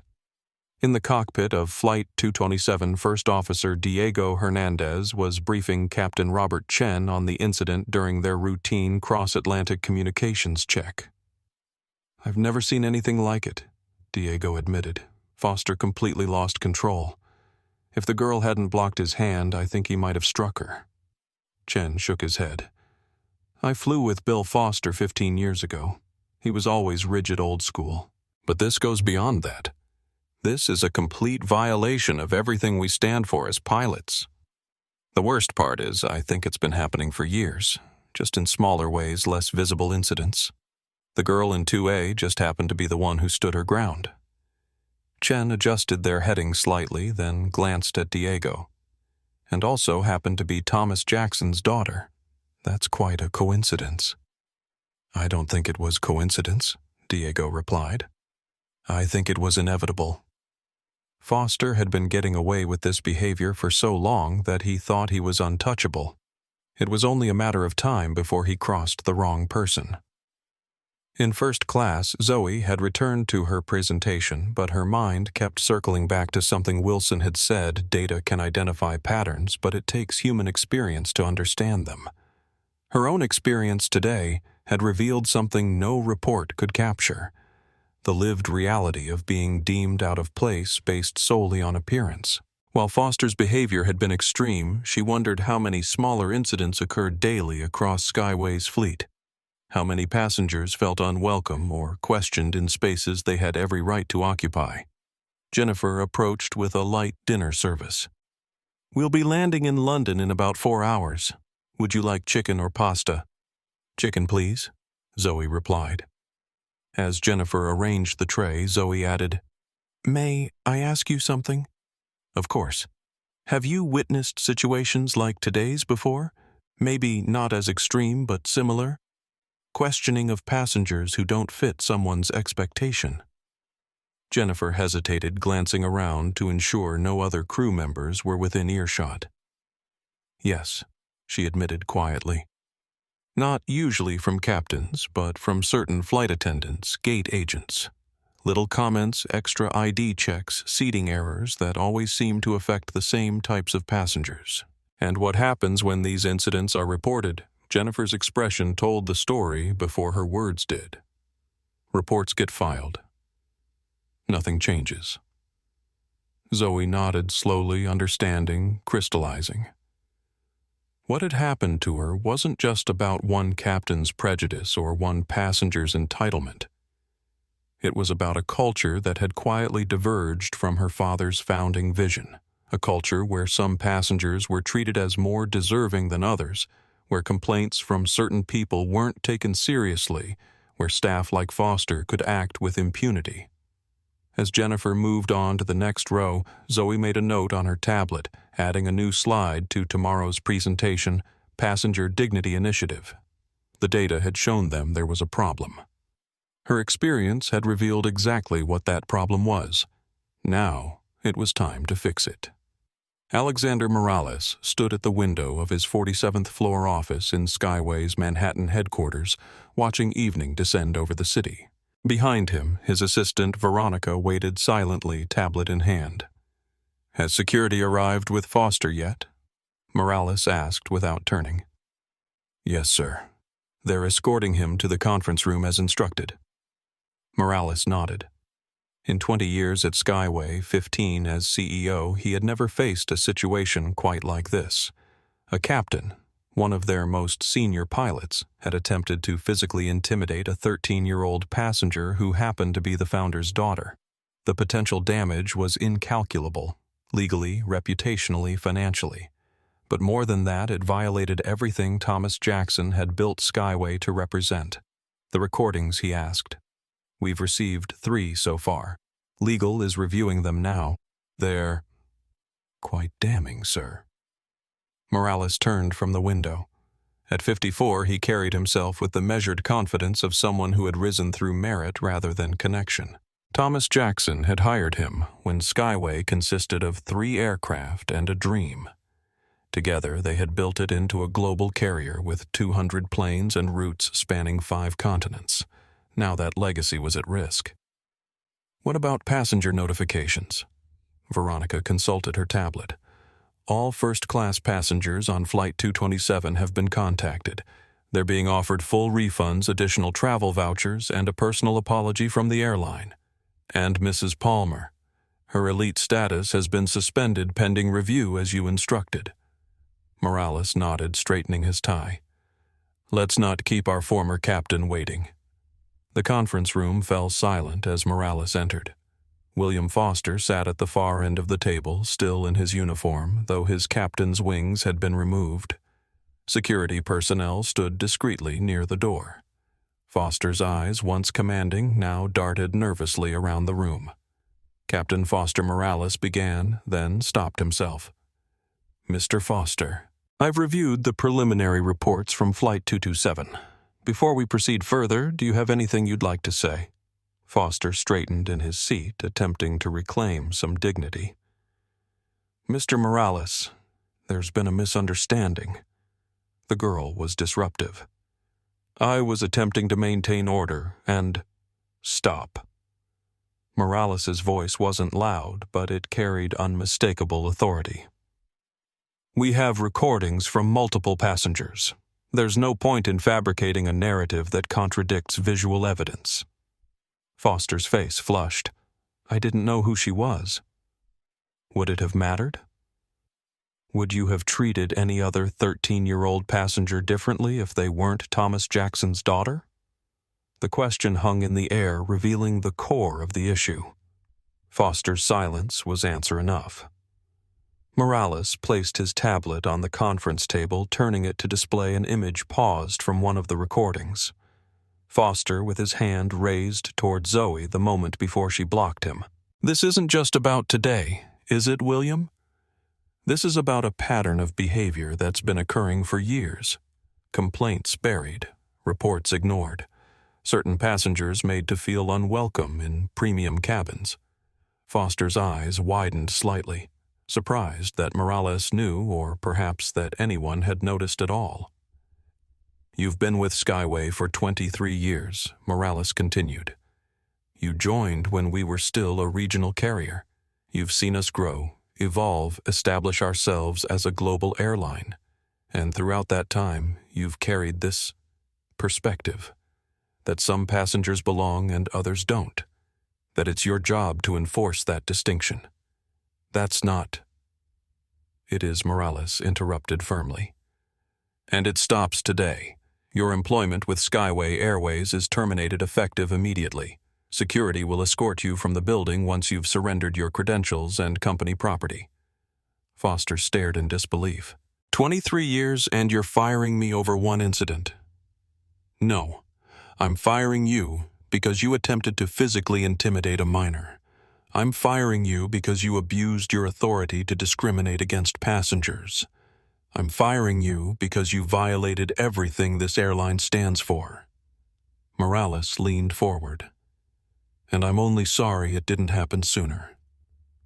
Foster seemed to shrink in his seat, the reality of his situation finally sinking in.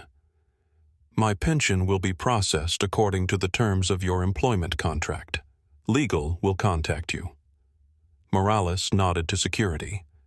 "Please escort Mr. Foster to HR to complete his exit paperwork." As Foster was led from the room, Morales turned to Veronica. "Get me Samantha Rodriguez from HR. I want every complaint filed against Foster for the last 5 years, every incident report, every passenger feedback form that mentions his name." "Yes, sir. And contact Diego Hernandez, the first officer on Flight 227. I want to speak with him directly when they land in London." Veronica nodded, making notes. "Anything else?" Morales paused, considering. "Yes. I want a company-wide communication drafted. Every employee needs to understand that what happened today is unacceptable and will never be tolerated at Skyway. This isn't just about one captain or one incident. This is about who we are as a company." As Veronica left to carry out his instructions, Morales returned to the window, watching the city lights emerge against the darkening sky. Thomas Jackson had built Skyway on a simple principle: excellence for everyone, regardless of background, appearance, or status. Somewhere along the way, that vision had been compromised. It was time to reclaim it. 14 complaints, Samantha Rodriguez said, spreading the documents across Morales's desk. 14 formal complaints about Foster's behavior toward minority passengers in first class over the past 5 years. All dismissed, all buried. Morales stared at the evidence, a sick feeling growing in his stomach. How did I not know about this? Rodriguez Skyway's HR director for the past 8 years shook her head. They never reached your level. They were intercepted and dismissed by Andrew Wilson in middle management. He's Foster's golf buddy, former fraternity brother. And you're just discovering this now. I ordered a complete audit after you called about the incident on Flight 227. Rodriguez's expression was grim. It gets worse. Foster isn't the only one. We've identified at least 7 other captains and 12 flight attendants with similar patterns of complaints, all handled by the same network of managers, all dismissed as misunderstandings or passenger sensitivity. Morales pushed back from his desk, the implication staggering. This wasn't just one rogue captain.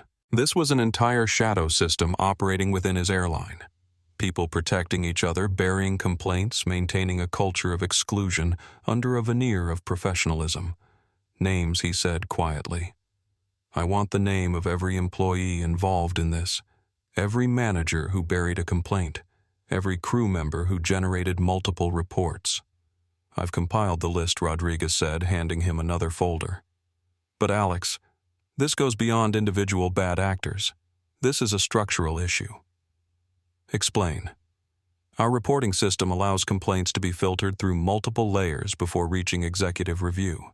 That creates opportunities for interference. Our training emphasizes technical compliance but doesn't adequately address unconscious bias. Our hiring still relies heavily on traditional aviation networks which lack diversity. Morales nodded slowly, taking it all in. What's your recommendation? Complete overhaul. New reporting systems that bypass middle management. Mandatory training for all customer-facing staff. Independent review board for passenger complaints. Recruitment diversification. Rodriguez paused. It won't be cheap or easy. But necessary, Morales finished. Absolutely necessary. What happened to Zoe Jackson today was the visible tip of a much larger problem. How many passengers have experienced similar treatment without the power to fight back? How many have simply chosen never to fly with us again? The question hung in the air, damning in its implications. Morales thought about Thomas Jackson, still recovering from his heart attack, unaware that the company he built was falling short of his founding vision. Draft a comprehensive reform plan, Morales instructed. I want it ready before the shareholder meeting tomorrow. Zoe Jackson will be there representing her father. I've already promised her we'd address passenger dignity on the agenda. You think the board will approve the necessary budget? Rodriguez asked. They'll approve it, Morales said with certainty, because the alternative is explaining to Thomas Jackson why we allowed his airline to become a place where his daughter was treated like she didn't belong. In another part of the building, Andrew Wilson sat staring at his computer screen, reading the company-wide email that had just arrived to all Skyway Airways employees. Today, an incident occurred on Flight 227 that violated our most fundamental values as a company. A captain attempted to physically intimidate a 13-year-old passenger after trying to remove her from her rightfully assigned first-class seat. This behavior was not only unprofessional and potentially illegal, it was a complete contradiction of everything Skyway Airways stands for. The captain in question has been terminated. A full investigation is underway to determine how this situation was allowed to develop and what structural changes are needed to ensure it never happens again. Let me be absolutely clear. There is no place at Skyway for discrimination of any kind. Every passenger who purchases a ticket deserves to be treated with dignity and respect regardless of age, race, gender, or appearance. In the coming days, you will receive information about enhanced training programs and new reporting procedures. These are not optional. They are essential to our identity as an airline and our success as a business. Skyway was founded on the principle that excellence is for everyone. Today, we redouble our commitment to that vision. Alexander Morales, Chief Executive Officer, Skyway Airways. Wilson deleted the email with a shaking hand, then began frantically searching his files. How many of Foster's complaint reports had he buried over the years? How many other friends had he protected? The paper trail would be discoverable in the system logs, the pattern unmistakable once someone started looking. His phone rang, displaying HR, Rodriguez S. Wilson stared at it, knowing exactly what the call meant. His time at Skyway was over. In the operations center, news of the incident spread quickly among dispatchers, planners, and support staff. The airline's complex machinery continued functioning. Flights departed, passengers were checked, and cargo was loaded. But beneath the routine operations, a reckoning had begun. "Did you hear about Flight 227?" whispered a young dispatcher to her colleague. "Captain tried to hit a kid in first class." "No way." "Who, Foster?" "Apparently he tried to give the kid's seat to some rich lady, then lost it when she wouldn't move." "Foster." The colleague shook his head. "I'm not surprised. Remember last year when he insisted on random security checks for those Nigerian business travelers? All 6 of them, all in first class. Their supervisor approached and they quickly returned to their monitors. But the conversation was happening throughout the building, in break rooms and cubicles, in executive offices and maintenance hangars. The incident on Flight 227 had exposed something many employees had sensed, but few had openly acknowledged that within Skyway Airways, an airline built on the principle of equality, some passengers were being treated as more equal than others. And for the first time in years, that was about to change. Flight 227 cruised at 38,000 feet over the Atlantic. The cabin lights dimmed to allow passengers to rest during the overnight journey to London. But sleep eluded many in first class, the earlier confrontation still resonating through their shared space. Zoe sat with her tablet finalizing her presentation for tomorrow's meeting. The new slide, Passenger Dignity Initiative, had evolved from a single bullet point to a comprehensive proposal with concrete actions, timelines, and accountability measures. Jennifer approached with a cup of herbal tea. "I thought you might like this," she said, placing it on Zoe's tray table. "It helps with sleep on long flights." "Thank you." Zoe accepted the tea gratefully. "You're not required to give me special treatment, you know. I'm just a regular passenger." Jennifer smiled. "This isn't special treatment. It's just kindness. And after what happened earlier, well, I think we could all use some." As Jennifer moved on, James Wilson stopped by Zoe's seat. Working late, Zoe nodded, adding some new elements to tomorrow's presentation. "May I?" Wilson gestured to her tablet. Zoe hesitated only briefly before turning the screen toward him. Wilson reviewed her additions, eyebrows rising with each slide. "This is comprehensive," he said finally. "Anonymous reporting system, mandatory dignity training, passenger bill of rights, independent review board." He looked at her with newfound respect. "You developed all this since the incident. I had been thinking about the customer satisfaction data already," Zoe explained. "Today's experience just helped me understand what the numbers were trying to tell us." Wilson handed back the tablet. "The board won't approve all of this immediately. Budget concerns, implementation challenges. They'll approve it," Zoe replied with quiet certainty. "Because it's the right thing to do, and because the alternative is explaining to my father why Skyway has become a place where certain passengers are made to feel unwelcome." Wilson chuckled softly. "You are definitely Thomas Jackson's daughter." He returned to his seat, leaving Zoe to her work.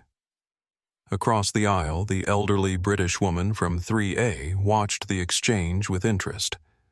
As Zoe returned to her tablet, the woman leaned over slightly. "I hope you don't mind my saying so, but you remind me very much of my late husband," she said. He had that same quiet determination. Never raised his voice, never lost his composure, but absolutely immovable when it came to matters of principle. Zoe looked up intrigued. What did he do? He was a civil rights attorney in London during the 1960s and 70s. Fought discrimination in housing, employment, education. Always said that the most important battles weren't the loud public ones, but the quiet daily insistences on dignity. "That sounds like my mother," Zoe said softly. She was a cardiac surgeon. one of the few black women in her field. She always said excellence wasn't about being exceptional. It was about insisting on being treated normally. The woman nodded understanding. Precisely. And what you did today, refusing to be moved, standing your ground with such composure, that was exactly the kind of quiet insistence that creates real change. In the galley, Jennifer was preparing for the breakfast service that would begin in a few hours. The famous actor approached, keeping his voice low. "I sent the recording to my publicist," he said. "Not to release publicly, that's your airline's business, but to archive properly in case it's needed. What that captain did was wrong on every level." Jennifer nodded appreciation. "Thank you. I should have spoken up sooner. I knew what he was doing wasn't right." "Fear is a powerful silencer," the actor said. "Trust me, I understand. I've been in rooms where I knew something was wrong but stayed quiet to protect my career. It's a choice we all face. Some of us face it more than others." Jennifer replied, thinking of how frequently she'd witnessed similar, if less extreme, incidents during her short career. "True," the actor acknowledged, "which is why those of us with privilege need to speak up more often." He hesitated, then added, "Send my contact information to your legal department. I'm happy to provide a formal statement about what I witnessed." In the cockpit, Captain Chen and First Officer Diego were discussing the incident during their routine mid-flight check. "I've known Thomas Jackson for 20 years, Chen said, adjusting their course slightly to avoid turbulence. "Started flying with him when Skyway was still operating out of a converted warehouse. He built this airline on respect, for employees, for passengers, for everyone. What happened today would break his heart." Diego nodded. "The thing is, this wasn't isolated.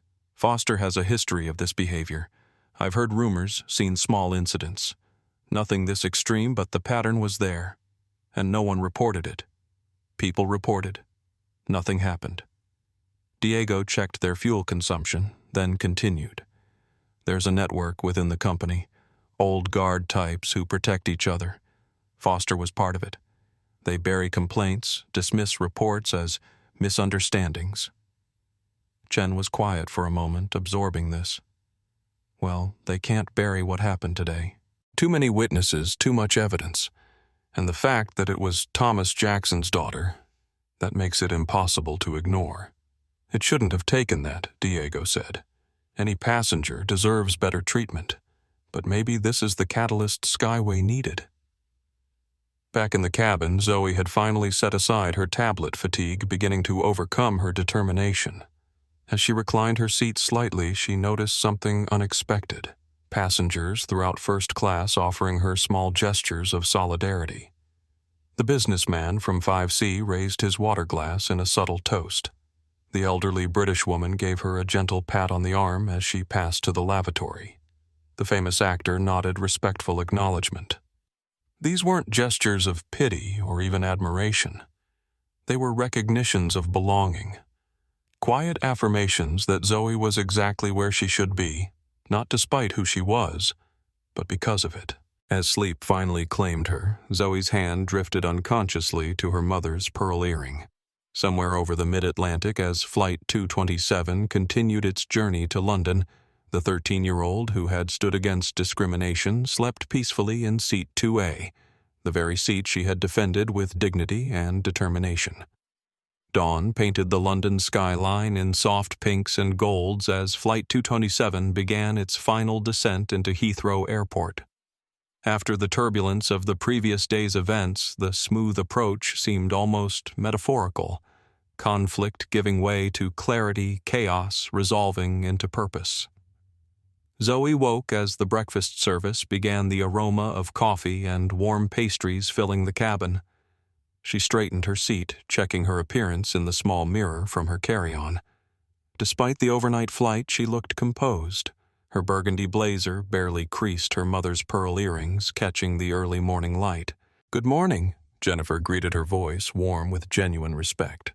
"We'll be landing in about 40 minutes. Would you like coffee or orange juice with your breakfast?" "Orange juice, please," Zoe replied. "And thank you. for everything yesterday." Jennifer's expression softened. "I wish I'd done more sooner." "You did something," Zoe said. "That matters." As the breakfast trays were cleared and the aircraft began its final approach, Zoe checked her phone for messages. 3 texts from her father. "Just heard from Alexander about the incident on your flight. Are you all right? So proud of how you handled yourself. Your mother would be too. Call me when you land, no matter what time." Zoe smiled, relieved that her father knew and was proud rather than worried. She typed a quick reply. "Landing soon. I'm fine. We'll call after clearing customs. Love you." The distinctive announcement chime sounded and Captain Chen's voice came through the speakers. "Ladies and gentlemen, we're beginning our final approach to London Heathrow. Local time is 7:15 a.m. Temperature is a pleasant 16 degrees Celsius. On behalf of the entire crew, I want to thank you for your patience and understanding during yesterday's unfortunate incident. Skyway Airways is committed to ensuring that every passenger is treated with dignity and respect on every flight. We hope to demonstrate that commitment through our actions going forward." The subtle reference to yesterday's events and the promise of change resonated through the cabin. Passengers exchanged glances, the shared experience, creating an unusual bond. "We'll be on the ground in approximately 15 minutes, Chen continued. "Flight attendants, please prepare the cabin for landing." As the aircraft descended through the clouds over London, Zoe gazed out the window, thinking about the shareholder meeting scheduled for 10:00 a.m. at the Dorchester Hotel.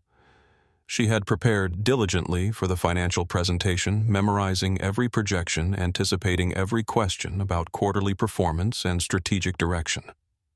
But now she had a different mission as well, one that transcended numbers and charts, one that spoke to the very soul of her father's company. The landing was smooth, the aircraft touching down with barely a bump before taxiing toward Terminal 5. As passengers began gathering their belongings, James Wilson leaned across the aisle. "There will be a car waiting for you at the arrivals area," he said. "Company protocol for board members and executives. The driver will have your name on a placard." "Thank you," Zoe replied, slightly surprised by the courtesy. Wilson smiled. "You earned it, not because of your last name, but because of how you conducted yourself yesterday. That kind of composure under pressure. It's rare at any age." The aircraft reached its gate, the seatbelt sign chimed off, and passengers began the familiar ritual of deplaning. Unusually for first class, no one rushed to be first off the plane. Instead, passengers stepped aside, allowing Zoe to exit ahead of them, a small gesture of respect that spoke volumes. Captain Chen stood at the cockpit door, thanking passengers as they departed. When Zoe approached, he offered a genuine smile. "Miss Jackson, it was an honor to fly you to London today. Please give your father my best wishes for a speedy recovery." "I will, Captain Chen. Thank you." As Zoe walked through the jet bridge, she could sense something had fundamentally changed. Yesterday, she had boarded Flight 227 as a 13-year-old girl whose presence in first class was questioned and challenged. Today, she deplaned as someone whose right to be there had been affirmed, not granted as a privilege but recognized as inherent. The terminal was bustling with morning arrivals, passengers streaming toward customs and baggage claim. Zoe navigated through the crowd with practiced ease, her carry-on rolling smoothly behind her. Her phone vibrated with an incoming text from Alexander Morales. "Zoe, I've briefed the board on yesterday's incident and your proposed passenger dignity initiative. They're prepared to hear your presentation as the first agenda item. Call me when you reach your hotel." She smiled, slipping the phone back into her blazer pocket. Things were already in motion. After clearing customs, Zoe entered the arrivals hall, scanning the crowd for her driver. She spotted a man in a dark suit holding a placard with Jackson Z printed in bold letters.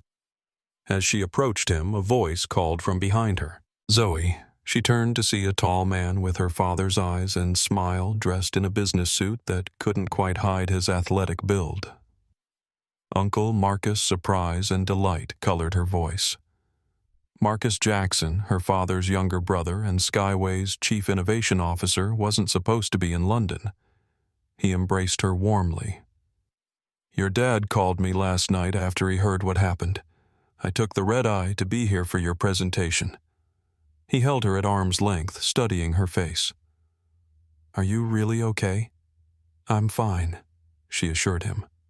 "It was intense, but I handled it." "So I heard. Standing your ground against a senior captain, recording the whole thing, catching his wrist when he tried to intimidate you." Pride shone in his eyes. "Your mom taught you well." Zoe touched her pearl earring. She did. Marcus signaled to the driver, who collected Zoe's carry-on. "The car's waiting. We've got about 2 hours before the meeting. Enough time to get you settled at the hotel and go over your presentation." As they walked toward the exit, Marcus's expression grew more serious. "Zoe, what happened yesterday? It wasn't just about one bad captain." "I know," she replied. "It's about a culture that's developed within parts of the airline. A culture that contradicts everything Dad built Skyway to represent." Marcus nodded, impressed by her perception. "Exactly. And that's why your voice at today's meeting is so important. The board needs to hear not just about quarterly numbers, but about the human experience of flying with us, both good and bad." Outside, London's morning sunlight broke through the clouds, illuminating the waiting car. As the driver opened the door, Zoe paused, looking back at the terminal where Flight 227 had arrived. Yesterday had been about defending her seat. Today would be about ensuring no one else ever had to defend theirs. "Ladies and gentlemen of the board, before we begin our scheduled financial review, I'd like to address an incident that occurred yesterday on Flight 227 from New York to London." Alexander Morales stood at the head of the polished conference table in the Dorchester Hotel's executive meeting room. Morning light streamed through tall windows, illuminating the faces of 22 board members and major shareholders gathered for Skyway Airways' quarterly meeting. Zoe sat beside her Uncle Marcus, her tablet ready with her presentation.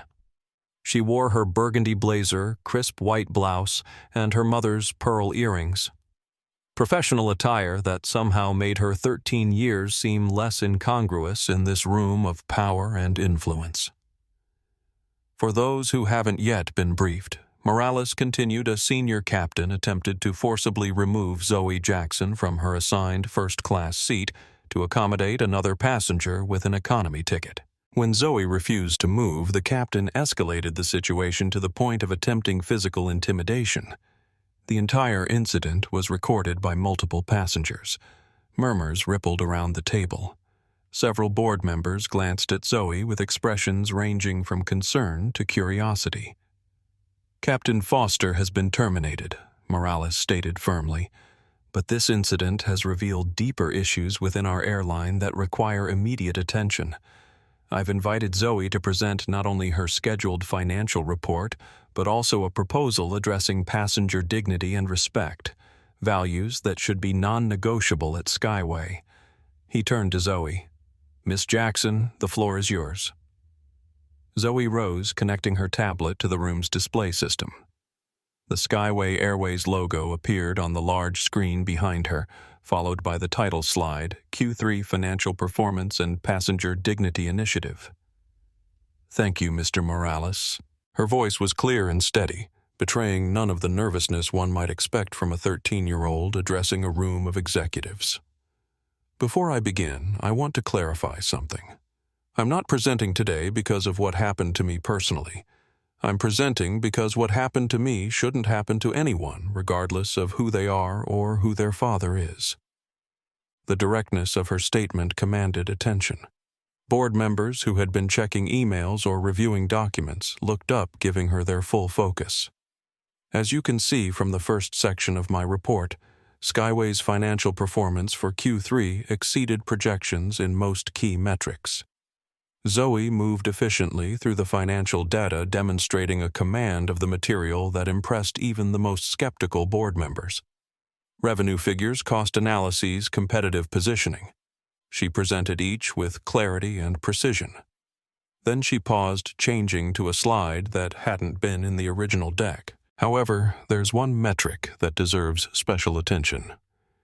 In Appendix C of your reports, page 47, you'll notice that customer satisfaction among minority passengers in premium cabins has declined by 7% over the past year. She highlighted the figure, enlarging it on screen. Initially, this might appear to be a statistical anomaly, but in light of recent events, I believe it represents something more significant, a pattern of experiences that contradicts Skyway's core values. A board member, Richard Bennett, head of the Finance Committee, leaned forward. Miss Jackson, while yesterday's incident was certainly unfortunate, isn't it possible you're reading too much into one data point? That's a fair question, Mr. Bennett, Zoe acknowledged. But this isn't about one data point or one incident. This is about what that data is trying to tell us. She advanced to her next slide, a compilation of passenger comments extracted from satisfaction surveys, all from minority travelers in premium cabins, all describing subtle forms of disrespect or different treatment. These comments, collected over the past year, reveal a consistent pattern, Zoe explained.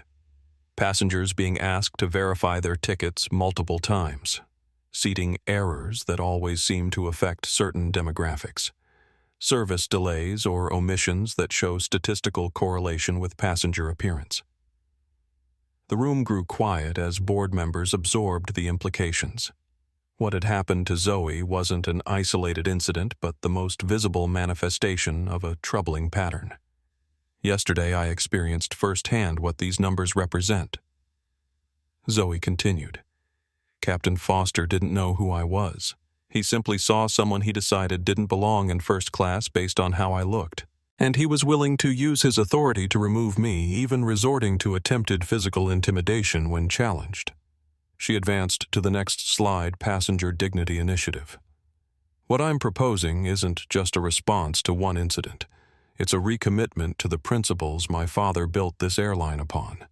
That excellence is for everyone, that respect isn't determined by appearance, and that dignity isn't a premium service but a basic right.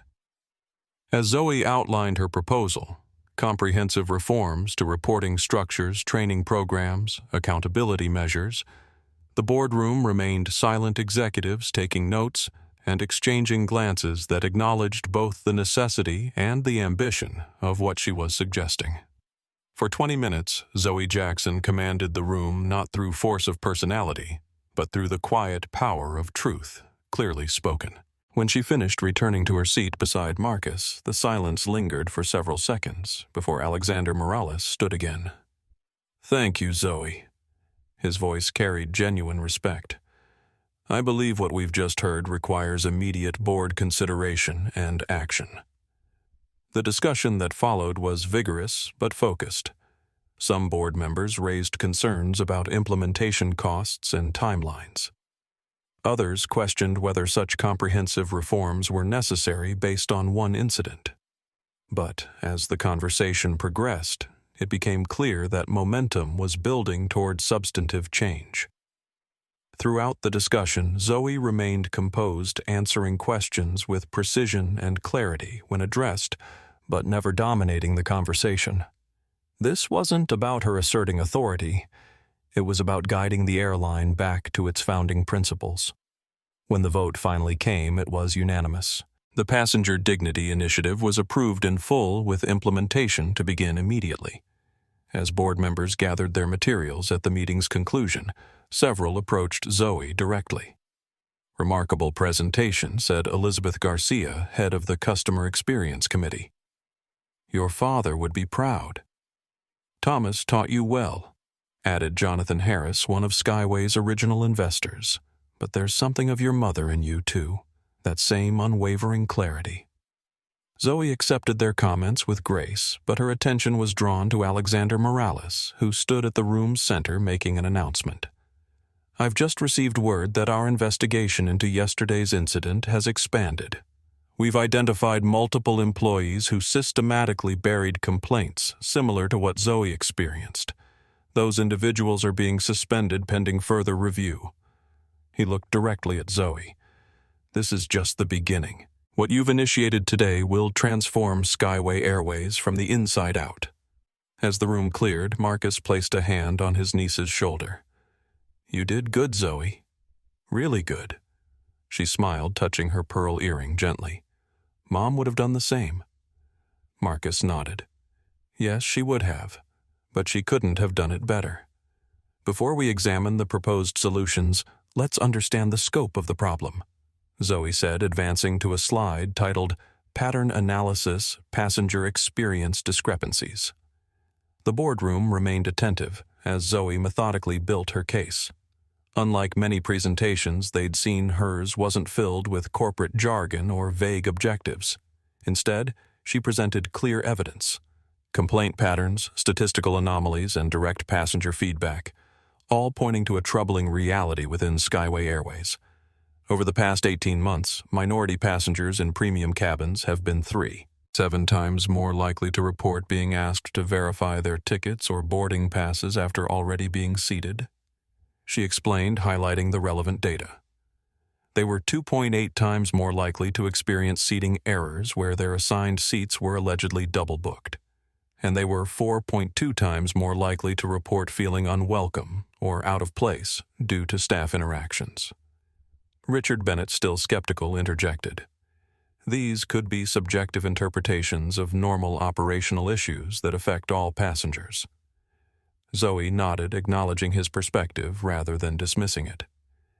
That's a reasonable point, Mr. Bennett, which is why I've included control comparisons. She advanced to the next slide, which showed similar metrics for white passengers in premium cabins. The disparities were unmistakable. When controlling for all other factors, flight routes, times, aircraft types, crew rotations, these discrepancies remain statistically significant. This isn't about subjective interpretations. It's about consistent patterns that contradict our company values. The CFO, Jeremy Phillips, leaned forward. While these findings are concerning implementing comprehensive reforms, carries significant costs. Have you considered the financial implications I have? Zoe replied, transitioning to a slide titled Cost Analysis Action versus Inaction. This slide shows 3 scenarios: maintaining current practices, implementing partial reforms, or committing to comprehensive change. Her analysis was thorough and practical, factoring in training costs, reporting system development, potential legal liabilities, and most importantly, customer retention impacts. Based on current data, we're losing approximately $14.7 million annually in repeat business from premium passengers who experience these issues. That doesn't include the incalculable reputational damage or potential litigation costs from incidents like what occurred yesterday. The numbers spoke volumes. Even the most finance-focused board members couldn't ignore the cold reality that discrimination wasn't just morally wrong. It was bad for business. Elizabeth Garcia, who had been quietly taking notes, spoke up. Zoe, your analysis is compelling, but I'm curious about implementation. How do we transform culture, not just policies? Zoe smiled slightly. It was exactly the right question. Culture change requires 3 elements: clear expectations, consistent accountability, and visible commitment from leadership. She advanced to a slide showing a 3-phase implementation plan. Phase 1 addresses immediate issues: revised reporting structures that bypass potential conflicts of interest, mandatory training for all customer-facing staff, and a clear passenger bill of rights prominently displayed at gates and in aircraft. Phase 2 focuses on structural improvements: recruitment diversification, promotion, pathway revisions, and an independent review board for passenger complaints. Phase 3 targets long-term cultural transformation: ongoing assessment metrics, incentive alignment with dignity principles, and regular external audits to prevent regression. As Zoe walked through each component, she noticed several board members nodding in agreement. The comprehensiveness of her approach was making an impression. This wasn't just a reaction to one incident, but a thoughtful roadmap for meaningful change. This isn't just about preventing negative experiences, Zoe emphasized. It's about actively creating positive ones. When every passenger feels genuinely welcome, not just technically accommodated, loyalty increases, recommendations rise, and our brand strengthens. She displayed passenger testimonials from airlines with strong dignity initiatives, showing the business benefits of inclusivity. The contrast with Skyway's declining satisfaction scores was stark. Yesterday on Flight 227, I experienced what our data has been trying to tell us. Zoe said, her voice steady but resonant with personal experience. Captain Foster didn't see me as a legitimate first-class passenger. He saw someone who didn't fit his image of who belongs in premium cabins, and he was willing to abuse his authority to enforce that bias. She paused, letting the reality sink in. I was able to stand my ground because of who my father is. But what about the thousands of passengers who don't have that advantage, who endure these indignities silently and simply, choose never to fly with us again?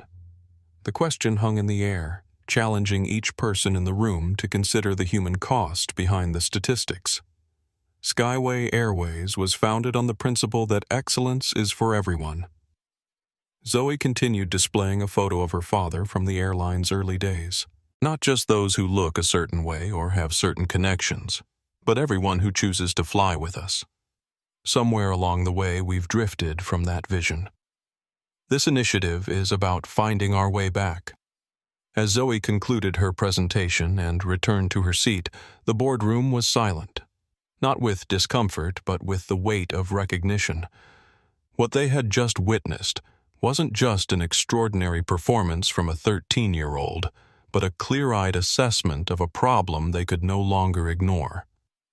This is an overreaction to an isolated incident, Richard Bennett insisted, his voice carrying across the boardroom. We're talking about millions in implementation costs based on one confrontation that, while unfortunate, doesn't necessarily reflect broader issues. The Financial Committee chairman had been the first to voice opposition after Zoe's presentation concluded. As others nodded in agreement, the momentum that had been building seemed to falter. With respect, Mr. Bennett, Alexander Morales responded, "Our preliminary investigation suggests this is far from isolated. We've already identified 14 formal complaints against Captain Foster alone, all from minority passengers in premium cabins, all dismissed without proper review." Bennett waved this off. 14 complaints over a 23-year career. That's hardly evidence of a widespread problem. Zoe remained silent, observing the dynamics around the table. She had anticipated resistance.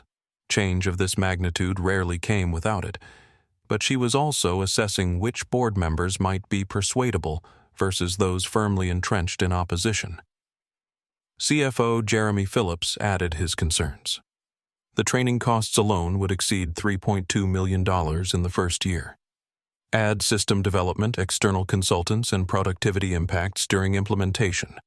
We're looking at nearly $8 million before seeing any results. And what's the cost of doing nothing? The question came from Elizabeth Garcia, her voice calm but pointed. What's the financial impact of losing premium passengers who experience what Zoe described? What's the potential liability of another incident like yesterday's? But perhaps with someone who files a lawsuit instead of making a presentation. Phillips frowned. Those costs are speculative. Are they? Zoe spoke for the first time since concluding her presentation. All eyes turned to her. On page 18 of my analysis, you'll find the revenue impact of our declining satisfaction scores among minority premium passengers. That's $14.7 million annually in lost repeat business, not speculative but directly calculated from our own retention data. She highlighted the relevant section on their tablets. That's nearly double the implementation costs Mr. Phillips just cited, and it happens every year we maintain the status quo. The room fell silent as board members reviewed the figures. Zoe had done her homework meticulously, presenting data that couldn't be easily dismissed. Bennett tried another angle. Even if we accept these numbers, isn't this more about training specific employees rather than overhauling entire systems? Surely we can address problematic individuals without this crusade. Marcus Jackson, who had remained quiet until now, leaned forward. Richard, would you call it a crusade if we discovered that 7% of our aircraft had maintenance issues? Would you suggest fixing only the planes that had actually experienced failures? The analogy resonated with the safety-conscious board members. In aviation, potential problems were addressed proactively, not just after incidents occurred.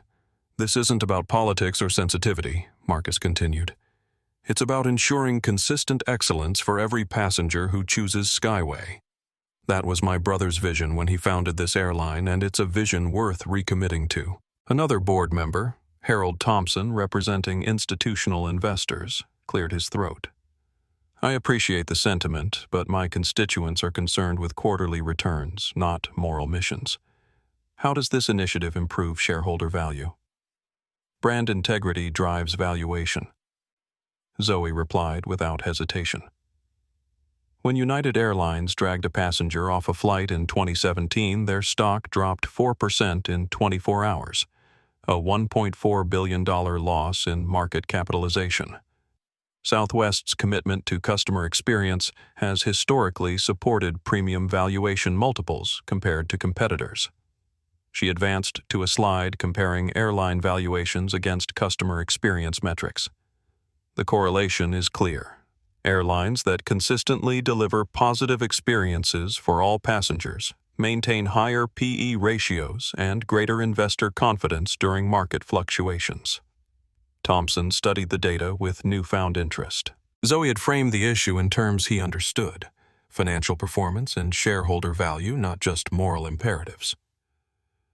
There's another factor we should consider, added Jonathan Harris, one of Skyway's original investors. Thomas Jackson isn't just our founder. He's our majority shareholder. How do you think he'll respond when he learns what happened to his daughter and the pattern it represents? The question hung in the air, its implications clear. Thomas Jackson owned 65% of Skyway Airways. If he decided changes were needed, they would happen regardless of board objections. This isn't about leveraging my father's position.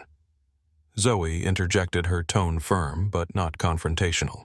This is about doing what's right for our passengers and our business. The data supports it, the financials justify it, and our founding principles demand it. Richard Bennett, sensing the shifting mood in the room, attempted one final objection. Implementation within the proposed timeline seems unrealistic. Training over 12,000 employees while maintaining operations is entirely feasible. Morales interrupted. Samantha Rodriguez from HR has already developed a phased approach that minimizes operational disruption. The question isn't whether we can do this, it's whether we have the will to do it. A silence fell over the boardroom as the opposition's arguments gradually collapsed against the weight of evidence, financial reality, and moral clarity. The resistance hadn't disappeared, but it had lost its momentum. Elizabeth Garcia broke the silence. I move that we put the Passenger Dignity Initiative to a vote. Seconded, said Jonathan Harris. As Alexander Morales called for the vote, Zoe maintained her composed expression. This wasn't about winning a boardroom battle. It was about restoring her father's vision for the airline he had built, one where excellence truly was for everyone. The Passenger Dignity Initiative consists of 4 core components. Zoe began displaying a new slide that outlined her comprehensive proposal. Transparent reporting, accountability structures, enhanced training, and cultural realignment. The board members leaned forward, their earlier resistance giving way to genuine interest, as Zoe detailed each component with the precision of someone twice her age. First, transparent reporting. She highlighted the section on their tablets. We'll implement an anonymous reporting system that bypasses traditional management layers. Complaints concerning discriminatory treatment will be routed directly to an independent review board comprised of customer advocates, ethics officers, and rotating crew members. She clicked to a flow chart showing the proposed system. Currently, complaints funnel through a chain of command where personal relationships can influence outcomes. That's how 14 formal complaints against Captain Foster were buried without executive awareness. Alexander Morales nodded in confirmation. Our preliminary investigation found that these complaints were intercepted by Andrew Wilson, a middle manager with personal connections to Foster. The pattern was consistent and deliberate. The new system prevents such interference. Zoe continued. Every complaint receives a tracking number, and the complainant can follow its progress through resolution. Complete transparency. She advanced to the next component. Second, accountability structures. We'll establish clear consequences for verified incidents of discriminatory behavior, from mandatory retraining for first offenses to termination for repeated or severe cases. Equally important, she emphasized, is recognizing and rewarding staff who exemplify inclusive excellence. Jennifer Collins, the flight attendant who eventually stood up to Captain Foster yesterday, deserves acknowledgement, not just correction of wrongdoing. Several board members nodded in agreement. Positive reinforcement, not just punishment, would be essential for cultural change. Third, enhanced training. Zoe displayed a comprehensive curriculum outline. Every customer-facing employee will complete a dignity-centered service program developed in partnership with diversity experts and our own high-performing crew members. She addressed the CFO directly. Mr. Phillips, you raised valid concerns about training costs. We've structured this program to integrate with existing recertification requirements, reducing additional time commitments by 40% while maintaining effectiveness. Phillips looked impressed despite himself. The young presenter had clearly anticipated his objections and prepared thoughtful responses. Finally, cultural realignment. Zoe's voice took on additional conviction. This is the most challenging component, but also the most essential. Cultural change requires visible commitment from leadership, consistent messaging, and alignment of incentives with our values. She displayed a series of specific actions: executive engagement in training programs, revision of performance metrics to include dignity measures, regular town halls where leadership would hear directly from crew members about challenges and successes. The most powerful tool for cultural change is storytelling, Zoe explained. We'll document and share examples of exceptional service that embody our values, creating visible models of what excellence truly looks like. As she concluded the formal presentation, Zoe took a momentary pause, then spoke more personally. Yesterday on Flight 227, I witnessed both the problem and its potential solution. I saw how deeply ingrained biases can manifest in harmful actions, but I also saw passengers and crew members who recognized those actions as wrong and eventually spoke up. Her voice remained steady but carried undeniable conviction. This initiative isn't about punishing individuals. It's about creating systems and a culture where dignity isn't dependent on who you are or what you look like, but is the baseline experience for everyone who chooses to fly with Skyway. The boardroom was silent as Zoe's words resonated. Even those who had initially resisted seemed moved by the comprehensive vision she had presented, not just identifying problems, but offering practical, thoughtful solutions. Alexander Morales broke the silence. Thank you, Zoe. Before we move to a vote, are there any final questions for Ms. Jackson? Elizabeth Garcia raised her hand. Implementation timeline. How quickly can we realistically expect to see changes? The reporting system can be developed and deployed within 60 days, Zoe replied confidently. Training programs will roll out in phases over 6 months, beginning with leadership and high customer contact positions. Cultural shifts will take longer. Measurable improvement within a year, substantial transformation within 3. Richard Bennett, who had been the most vocal opponent, asked the final question. And the metrics for success. How will we know if this initiative is achieving its objectives? Multiple indicators, Zoe answered without hesitation. Quantitative measures include elimination of the satisfaction gap between demographic groups, reduction in related complaints, and improved retention of diverse passengers in premium cabins. Qualitative assessment will include regular focus groups, crew feedback, and external audits of our practices. She added, "Most importantly, success means that what happened to me yesterday becomes unimaginable within Skyway Airways, not because of who I am, but because our culture and system simply wouldn't allow it to happen to anyone." The response seemed to satisfy even Bennett, who nodded thoughtfully. Morales surveyed the room. "If there are no further questions, I call for a vote on the proposed Passenger Dignity Initiative." One by one, the board members cast their votes. As the final tally was displayed on screen, unanimous approval, a subtle smile crossed Zoe's face. Not triumphant or self-congratulatory, but the quiet satisfaction of having guided Skyway Airways back toward its founding principles. In that moment, she wasn't just Thomas Jackson's daughter or a 13-year-old who had stood her ground against discrimination. She was a steward of her father's legacy, ensuring that Skyway would truly be an airline where excellence was for everyone. Motion carried unanimously. Alexander Morales announced, his voice carrying a note of both surprise and satisfaction. "The Passenger Dignity Initiative is approved effective immediately." A ripple of conversation spread through the boardroom as members absorbed the significance of their decision. What had begun as a standard quarterly meeting had transformed into a pivotal moment for Skyway Airways, a recommitment to founding principles that had somehow faded over time. Zoe remained composed, accepting congratulatory nods from board members with grace rather than celebration. This wasn't a personal victory, but an organizational correction, bringing the airline back to the vision her father had established. "I'll need authorization to allocate resources for immediate implementation." Morales continued, shifting smoothly to practical matters.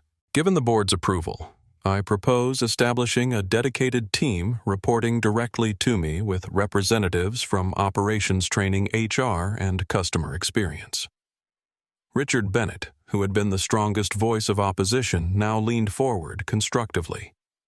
"I recommend including legal and compliance as well.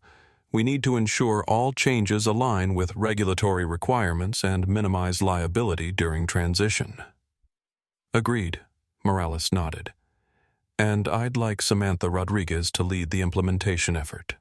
Her background in organizational psychology and experience with our training programs makes her uniquely qualified." As the board discussed operational details, Zoe glanced at her uncle Marcus, who gave her a subtle thumbs up beneath the table. They both knew that the real work, transforming policies into practices, rules into culture, was just beginning. Regarding the incident on Flight 227, Morales addressed the room again. "I've already taken several actions that align with our newly approved initiative." He displayed a list on the main screen. Termination of Captain William Foster, completed suspension, pending investigation of Andrew Wilson and 3 other managers identified in complaint suppression underway. Promotion of Jennifer Collins to Senior Passenger Experience Specialist, effective immediately. 1-year suspension of Victoria Palmer's premium cabin privileges. Processed compensation and formal apology to all passengers on Flight 227 in progress. These immediate actions demonstrate our commitment to accountability. Morales explained. They send a clear message throughout the organization that this initiative isn't just words on paper, but a fundamental shift in how we operate. Jonathan Harris, one of Skyway's original investors, nodded approvingly. The speed and decisiveness of these actions matter as much as the actions themselves. "Well done, Alexander." Elizabeth Garcia turned to Zoe. "Miss Jackson, would you be willing to consult with the implementation team? Your insights would be invaluable, particularly regarding the passenger experience perspective." Zoe considered the request carefully. "I'd be happy to contribute, though I'll need to balance that with my academic responsibilities." A small reminder to the room that despite her poise and articulateness, she was still a 13-year-old with school obligations. Of course, Garcia smiled. Perhaps monthly review meetings would be appropriate. That would work well. Zoe agreed. I'd also recommend involving actual passengers from diverse backgrounds in the process. My experience yesterday was illuminating, but it's only one perspective. Harold Thompson, who had raised shareholder concerns earlier, now seemed fully converted. I'd like to suggest we prepare a special communication to investors, explaining this initiative and its expected impact on long-term value. Framed properly, this could actually strengthen investor confidence. As the discussion continued, Zoe's attention was drawn to a notification on her tablet. A message from Alexander Morales that had been sent privately to her during the meeting. Zoe, your father just called. He's watching the meeting via secure stream.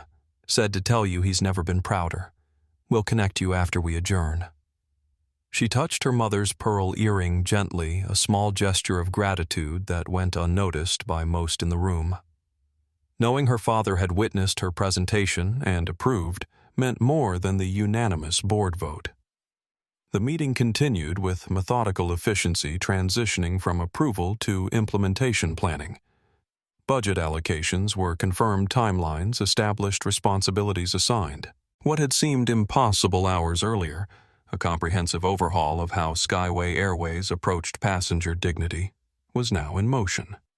As the formal meeting concluded and board members began gathering their materials, Richard Bennett approached Zoe directly.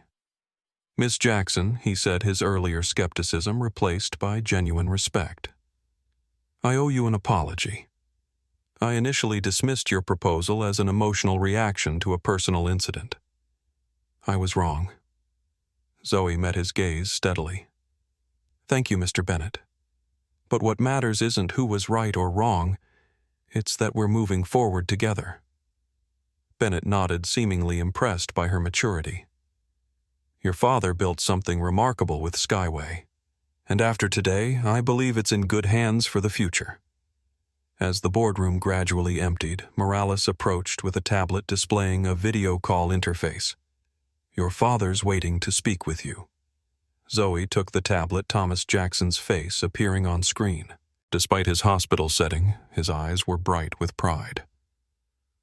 Zoe, he said simply, his voice carrying warmth that transcended the digital connection. You did exactly what needed to be done. In that moment, with her father's approval, the board's commitment, and the knowledge that real change was beginning, Zoe felt a sense of completion. Yesterday's confrontation had been painful but necessary, revealing truths that might otherwise have remained hidden beneath comfortable statistics and routine procedures. The Passenger Dignity Initiative wasn't just about preventing another incident like hers. It was about ensuring that every passenger experienced the respect and excellence her father had envisioned when he founded Skyway Airways 2 decades earlier. And now that vision was being renewed, not through his authority but through his daughter's courage and conviction. The numbers speak for themselves, Samantha Rodriguez declared, gesturing to the projection screen in Alexander Morales' office. 6 weeks into implementation, and we're already seeing measurable changes. Zoe studied the data from her seat at the conference table. She had flown back to London specifically for this implementation review, having returned to New York after the board meeting 6 weeks earlier. Her father, fully recovered from his heart attack, had insisted she continue her involvement with the Passenger Dignity Initiative. Complaint resolution times have decreased by 68%. Rodriguez continued. More significantly, we're seeing a 74% increase in reporting of incidents that previously might have gone undocumented. That's actually good news, Zoe observed. It means people trust the new system enough to use it. Morales nodded. Exactly. We can't address problems we don't know exist. Higher reporting rates during early implementation indicate the cultural shift we wanted. Both passengers and crew members feel safe identifying issues. The data displayed other encouraging metrics, a narrowing satisfaction gap between demographic groups. Positive feedback on the new training modules and preliminary retention improvements among previously affected passenger segments. What about resistance? Zoe asked, knowing that organizational change never came without friction. Rodriguez's expression grew more serious. As expected, we've encountered pockets of resistance primarily from longer-tenured employees who were comfortable with the previous systems. About 8% of staff have expressed some form of opposition ranging from passive compliance to active resistance. And how are we addressing that? Morales inquired. Three-tiered approach, Rodriguez explained. Education for those who simply don't understand the purpose, engagement for those with concerns about implementation, and accountability for those who actively undermine the initiative. She displayed a slide showing progress in each category. The education and engagement strategies are working well. We've moved about 60% of initial resistors to active supporters. For the remainder, she paused. We've had to implement progressive discipline in 11 cases with 3 separations. Zoe absorbed this soberly. The goal wasn't punishment, but transformation could sometimes require difficult decisions when individuals refused to align with core values. What about Victoria Palmer? Zoe asked, curious about the passenger who had tried to take her seat. Rodriguez and Morales exchanged glances. She filed a formal appeal against her premium cabin suspension, Rodriguez said. Her husband threatened to pull his company's business with Skyway. And Zoe prompted. We denied the appeal, Morales stated firmly. Her suspension stands. As for Palmer Investments, they've maintained their corporate account with us, but have been notably quiet since our response letter detailing the incident. Zoe nodded, satisfied that principles had prevailed over pressure. And Jennifer Collins? Zoe asked, thinking of the flight attendant who had eventually stood up to Captain Foster. Morales smiled, thriving in her new role. She's become one of our most effective trainers, sharing her experience from Flight 227 as a case study in moral courage and bystander intervention. Her sessions consistently receive the highest evaluation scores. The conversation turned to media coverage, which had been surprisingly positive. After an initial flurry of reports about airline CEO's daughter stands up to discriminatory captain, the narrative had shifted to focus on Skyway's comprehensive response. The Wall Street Journal ran a piece last week praising our initiative as a model for the industry, Morales noted. 3 competitor airlines have reached out about our training modules. And Foster Zoe asked the question quietly. Rodriguez and Morales exchanged glances. He's filed a wrongful termination lawsuit, Rodriguez admitted. But given the multiple recordings and witness statements, our legal team isn't concerned. His FAA certification is under review as well. Zoe nodded, unsurprised. Actions had consequences, and Foster was experiencing his. The most encouraging data point came from the crew surveys. Frontline employees reported feeling more empowered to address problematic behaviors, knowing they had clear backing from leadership. The culture was shifting from one where speaking up carried risks to one where silence was the greater liability. We're making real progress, Morales concluded. Faster than I anticipated, honestly. Your initiative has catalyzed changes that were long overdue. It wasn't just me, Zoe replied. It took everyone in this process, from the passengers who recorded the incident to the board members who approved the changes to the staff implementing them daily. That's how transformation works, not through individual heroes, but through collective commitment. As the meeting concluded, Rodriguez presented Zoe with a small gift box from the implementation team, a token of appreciation. Inside was a custom-designed lapel pin, a small pair of wings with dignity in flight inscribed beneath them. We are distributing these to all crew members who complete the new training program, Rodriguez explained. It's becoming a point of pride. Zoe held the pin, carefully touched by its significance. What had begun as a personal confrontation had evolved into a movement that was changing not just policies, but people's daily experiences, both passengers and employees. Later that evening, as Zoe prepared to board her return flight to New York, she noticed something different at the gate. The Skyway Airways staff wore the new dignity pins prominently. Their interactions with passengers seemed more genuine, less perfunctory. And most tellingly, a young black woman in business attire was escorted to the first-class boarding lane without a second glance or request for additional verification. Small changes, perhaps, but they reflected something profound. An airline remembering its founding vision, recommitting to principles that had been forgotten but not lost. As Zoe took her seat in 2A, the same seat number she had defended on Flight 227, she realized that this journey had come full circle. Not just her physical travel between continents, but the larger journey of transformation that had begun with 5 words from Captain Foster. "This seat isn't for people like you." Those words had revealed a painful truth about Skyway Airways, but they had also created an opportunity for renewal, a chance to ensure that every passenger, regardless of appearance, background, or connections, would experience the dignity they deserved. And as the aircraft lifted into the evening sky, Zoe Jackson touched her mother's pearl earring and smiled. Some battles were worth fighting, not for personal vindication, but for the principles they represented. The principle that every person deserved to be treated with dignity wasn't just a corporate value, it was a human one. And sometimes it took a 13-year-old to remind the adults of what they already knew to be true. Welcome aboard. Skyway Airways Flight 642 to Tokyo. Mr. and Miss Jackson. Thomas Jackson smiled at the gate agent's greeting, placing a gentle hand on Zoe's shoulder as they moved toward the jet bridge.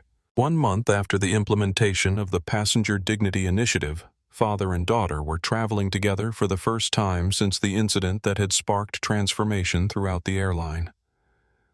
"Looking forward to seeing these changes in action," Thomas commented quietly as they walked. At 58, he carried himself with the confidence of someone who had built something significant from nothing. His heart attack had been a warning, not a setback, forcing him to delegate more but strengthening his commitment to the airline's founding principles. "They're not just for show," Zoe assured him. "The quarterly data came in yesterday. Customer satisfaction scores among minority passengers in premium cabins have already improved by 4.3%. The gap is closing." Thomas nodded, pride evident in his expression. "Numbers tell stories if you listen carefully enough." "That's what you always taught me," Zoe replied, smiling at the familiar wisdom. As they boarded the aircraft, Zoe noticed subtle but meaningful differences from her previous flight. Crew members wore the new dignity pins prominently. The welcome announcements included a brief statement about Skyway's commitment to respectful treatment for all passengers. Most importantly, the atmosphere felt different, less hierarchical, more genuinely hospitable. "Mr. Jackson." Miss Jackson, the lead flight attendant, greeted them warmly. "It's an honor to have you on board. Your usual seats are ready. No excessive deference, no fawning, just professional courtesy extended equally to them and the passengers boarding behind them." Thomas noticed this too, nodding approval as they settled into their first-class seats. "You've created something remarkable, Zoe," he said once they were seated. "In just 2 months, you've redirected the course of an entire organization." "I just exposed a problem." Zoe demurred, adjusting her mother's pearl earrings. "Alexander, Samantha, and the implementation team did the hard work." "Don't diminish what you accomplished," Thomas insisted gently. "It takes courage to stand your ground when someone with authority tries to move you. And it takes wisdom to transform a personal confrontation into institutional change." The aircraft filled around them, passengers flowing smoothly into their assigned seats without the friction or tension Zoe had witnessed on Flight 227. In economy, she noticed a flight attendant helping an elderly woman with her luggage with the same attentiveness shown to first-class passengers. Small signs of a culture where dignity wasn't a premium service but a baseline expectation. Thomas opened the quarterly report on his tablet, reviewing the comprehensive data Zoe had referenced. "The training completion rates are impressive. 93% already." "Samantha structured it brilliantly," Zoe explained. Leadership went first, creating accountability for their teams. They also integrated it with required recertification modules, so it didn't feel like an additional burden. As the boarding process concluded, an announcement came over the speakers. Ladies and gentlemen, this is Captain Robert Chen speaking. I'd like to welcome you aboard Skyway Airways Flight 642 to Tokyo. We're honored to have our founder, Thomas Jackson, and his daughter Zoe with us today. A ripple of interest moved through the cabin as passengers realized the significance of their fellow travelers. Many of you may have heard about our new Passenger Dignity Initiative, Chen continued. It represents our commitment to ensuring every passenger experiences the respect and excellence they deserve. If there's any way we can improve your journey today, please don't hesitate to let our crew know. As the aircraft pushed back from the gate, Thomas turned to Zoe. Captain Chen was one of my first pilots, you know. Started with me when we had just 3 aircraft. He was my replacement captain on Flight 227, Zoe revealed, after Foster was removed. Thomas's expression darkened momentarily at the mention of Foster. His lawsuit was dismissed yesterday. Overwhelming evidence of misconduct. I heard Zoe nodded. Victoria Palmer also tried to appeal her premium cabin suspension. Denied. Actions have consequences. Thomas said, simply echoing a lesson he had taught Zoe throughout her life. As the aircraft accelerated down the runway and lifted into the sky, father and daughter fell silent, each reflecting on the journey that had brought them to this moment. What had begun as a confrontation over a seat had catalyzed a movement that was reshaping an entire airline, bringing it back to the principles upon which it had been founded. In corporate headquarters, Andrew Wilson and 3 other managers had been terminated for their roles in suppressing complaints. Jennifer Collins was thriving in her new role as a senior passenger experience specialist, helping redesign training programs based on real-world scenarios. Most importantly, passengers throughout the Skyway system were beginning to notice differences.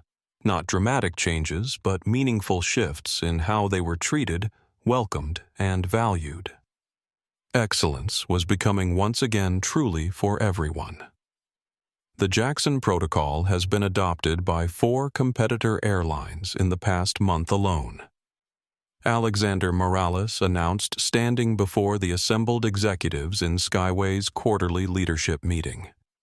What began as our internal initiative has become an industry standard for passenger dignity and inclusive excellence. 6 months after Zoe's confrontation with Captain Foster, the ripple effects had expanded far beyond Skyway Airways.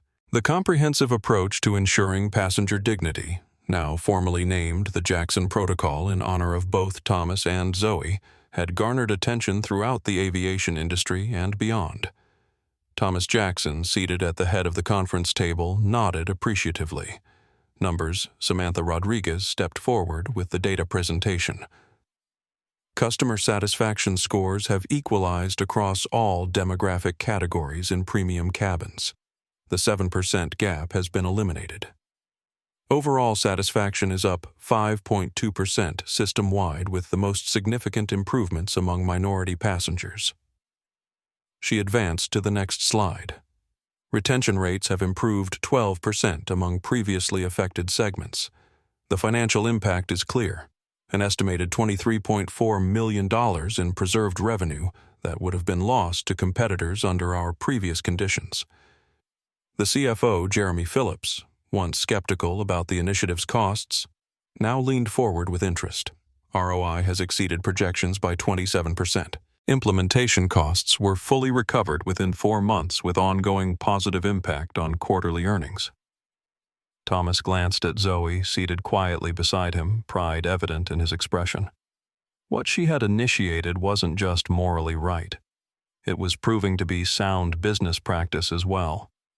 Beyond the numbers, Rodriguez continued, we're seeing profound cultural shifts. Crew surveys show 91% now feel empowered to address problematic behaviors immediately, compared to 34% before implementation. Incident reporting is up, but actual incidents are down, meaning issues are being identified and addressed before escalating. The presentation continued with additional metrics and case studies, all pointing to a fundamental transformation in how Skyway Airways operated. But the most compelling evidence came from outside the company. Former employees who left due to the previous culture have begun returning, Morales noted. 23 experienced crew members have rejoined Skyway in the past quarter, citing the Jackson Protocol as their primary motivation. Among them was Sebastian Thompson, a black pilot who had left 3 years earlier after his complaints about Foster's hostile behavior were dismissed. Now he was back as a training captain, helping other pilots understand how their actions affected passenger experience. We're also seeing impacts beyond aviation, Rodriguez added. Hotel chains, cruise lines, and rail services have reached out to learn from our model. The core principles of dignity, accountability, and inclusive excellence translate across industries. As the meeting concluded, executives filed out with a sense of accomplishment that transcended typical corporate success. This wasn't just about improved metrics or industry recognition. It was about fundamental human values being reaffirmed and embedded in daily operations. Thomas lingered, waiting until he and Zoe were alone in the conference room. I built this airline 20 years ago because I believed excellence shouldn't be determined by appearance or background, he said quietly. Somewhere along the way, parts of the organization drifted from that vision. And now they've found their way back. Zoe completed the thought. Thomas nodded. Because of you. Because you refused to move when someone decided you didn't belong. I had good teachers, Zoe replied, touching her mother's pearl earring. The same gesture Jasmine had made when standing her ground in hospital boardrooms, where her presence as a black female chief surgeon had been questioned. Outside the conference room, the daily operations of Skyway Airways continued. Flights departed, passengers were welcomed, journeys facilitated. But beneath these routine activities, something fundamental had shifted. The airline Thomas Jackson had built was once again becoming the airline he had envisioned, where dignity wasn't a slogan but a lived reality. Former employees weren't the only ones noticing. Applications for crew positions had increased 43% since the Jackson Protocol's implementation, with many candidates specifically citing the company's values as their motivation.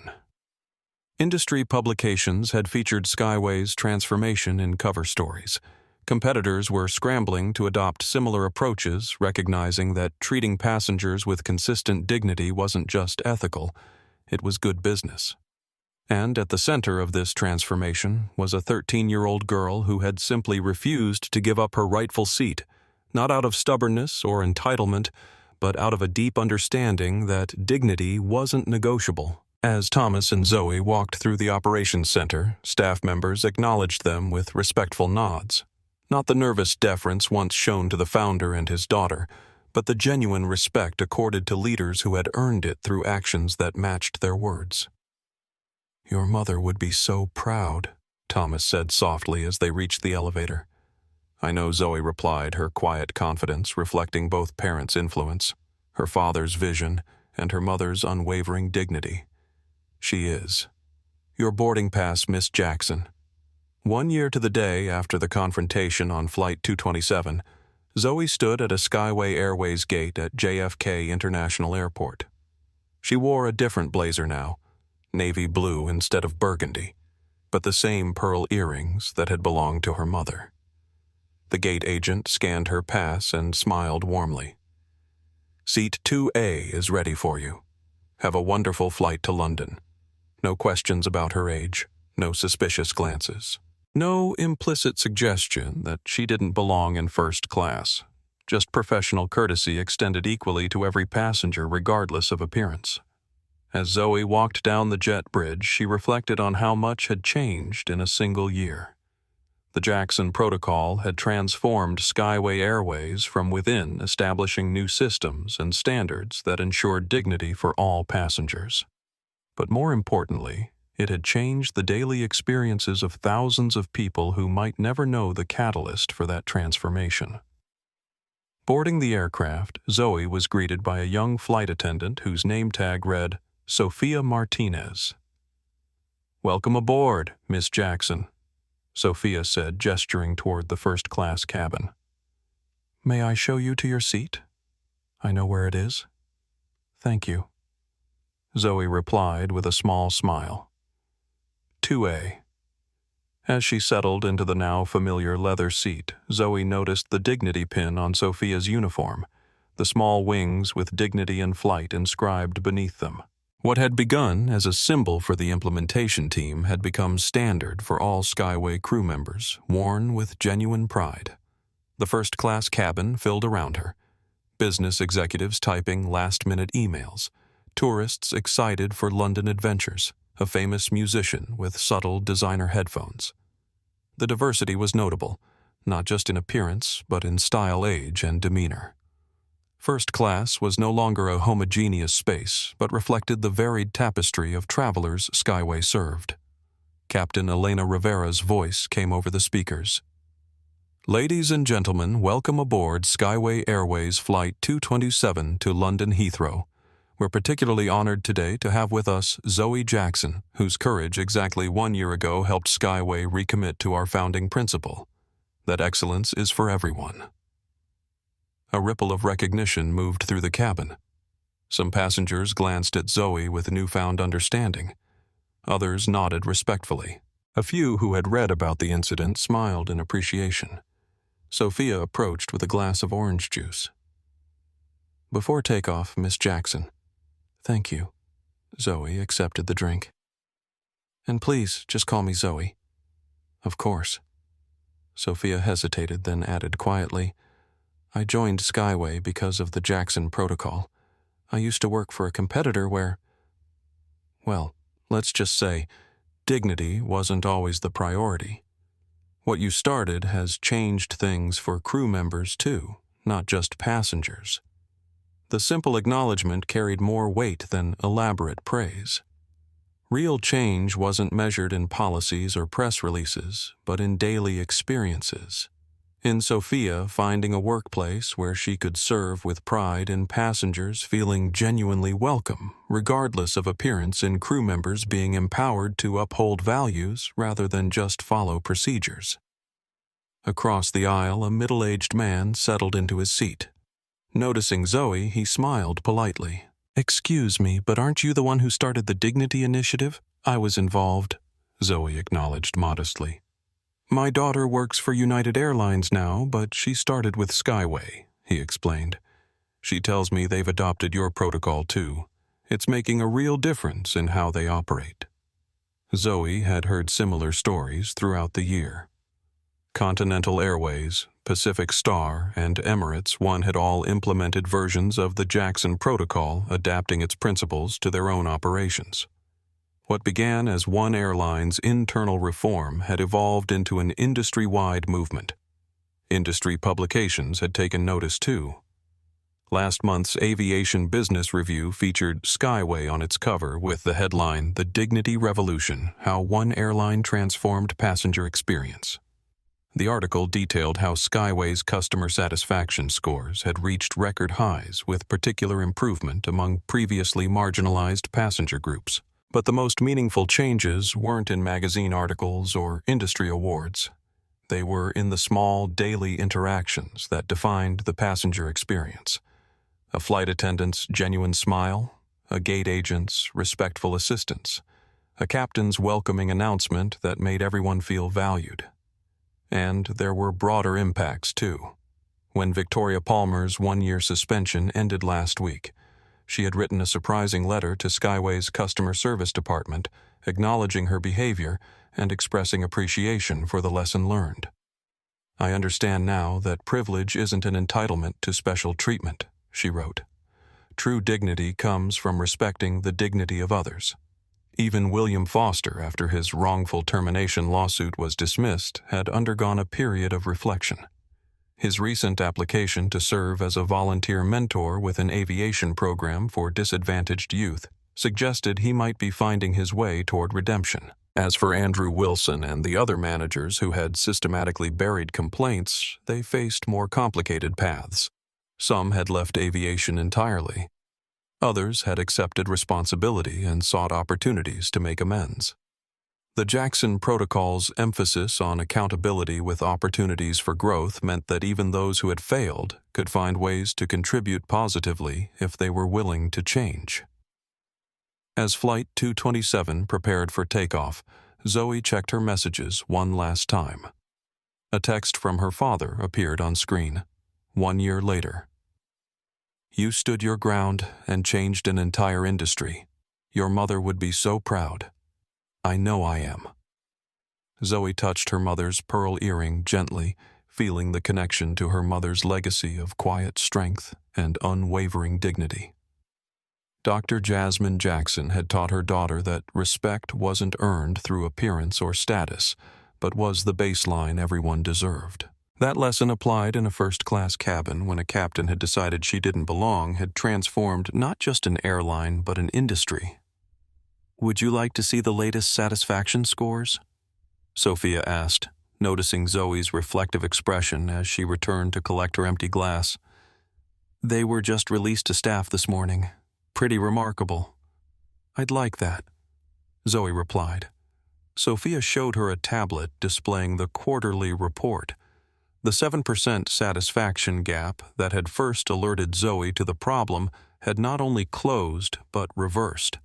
Minority passengers now reported slightly higher satisfaction than the average, suggesting Skyway had truly embraced inclusive excellence.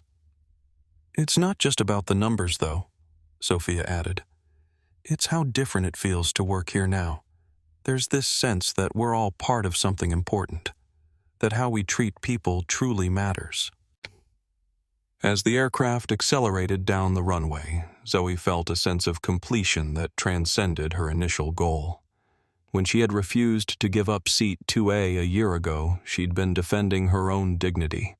But that stand had evolved into something far greater, a movement that protected the dignity of countless others who would never have to defend their seats or justify their presence. The aircraft lifted smoothly into the clear morning sky, banking gently toward the Atlantic. As the New York skyline receded below, Zoe reflected on her mother's words from years ago. Sometimes the most important battles aren't the loud public ones, but the quiet daily insistences on dignity. The real victory wasn't just in the policies changed or the systems reformed. It was in creating a world where a 13-year-old girl could sit in seat 2A without anyone questioning whether she belonged there, where excellence truly was for everyone, not just those who looked a certain way or had certain connections. And as Flight 227 soared toward London, Zoe Jackson smiled at the realization that sometimes the most powerful words weren't grand speeches or elaborate policies, but the simple, unwavering response to those who would deny your dignity. This seat is mine. I'm not asking, I'm stating a fact. If you enjoyed this powerful story, please consider liking this video and sharing it with friends and family who might find it meaningful. Stories like these remind us that standing up for dignity and respect can create real change, even when faced with intimidating opposition. Subscribe to our channel for more inspiring narratives that showcase courage, integrity, and transformation in everyday moments. Your support helps us continue to produce content that matters. Leave a comment below with your thoughts or similar experiences. We'd love to hear how this story resonated with you.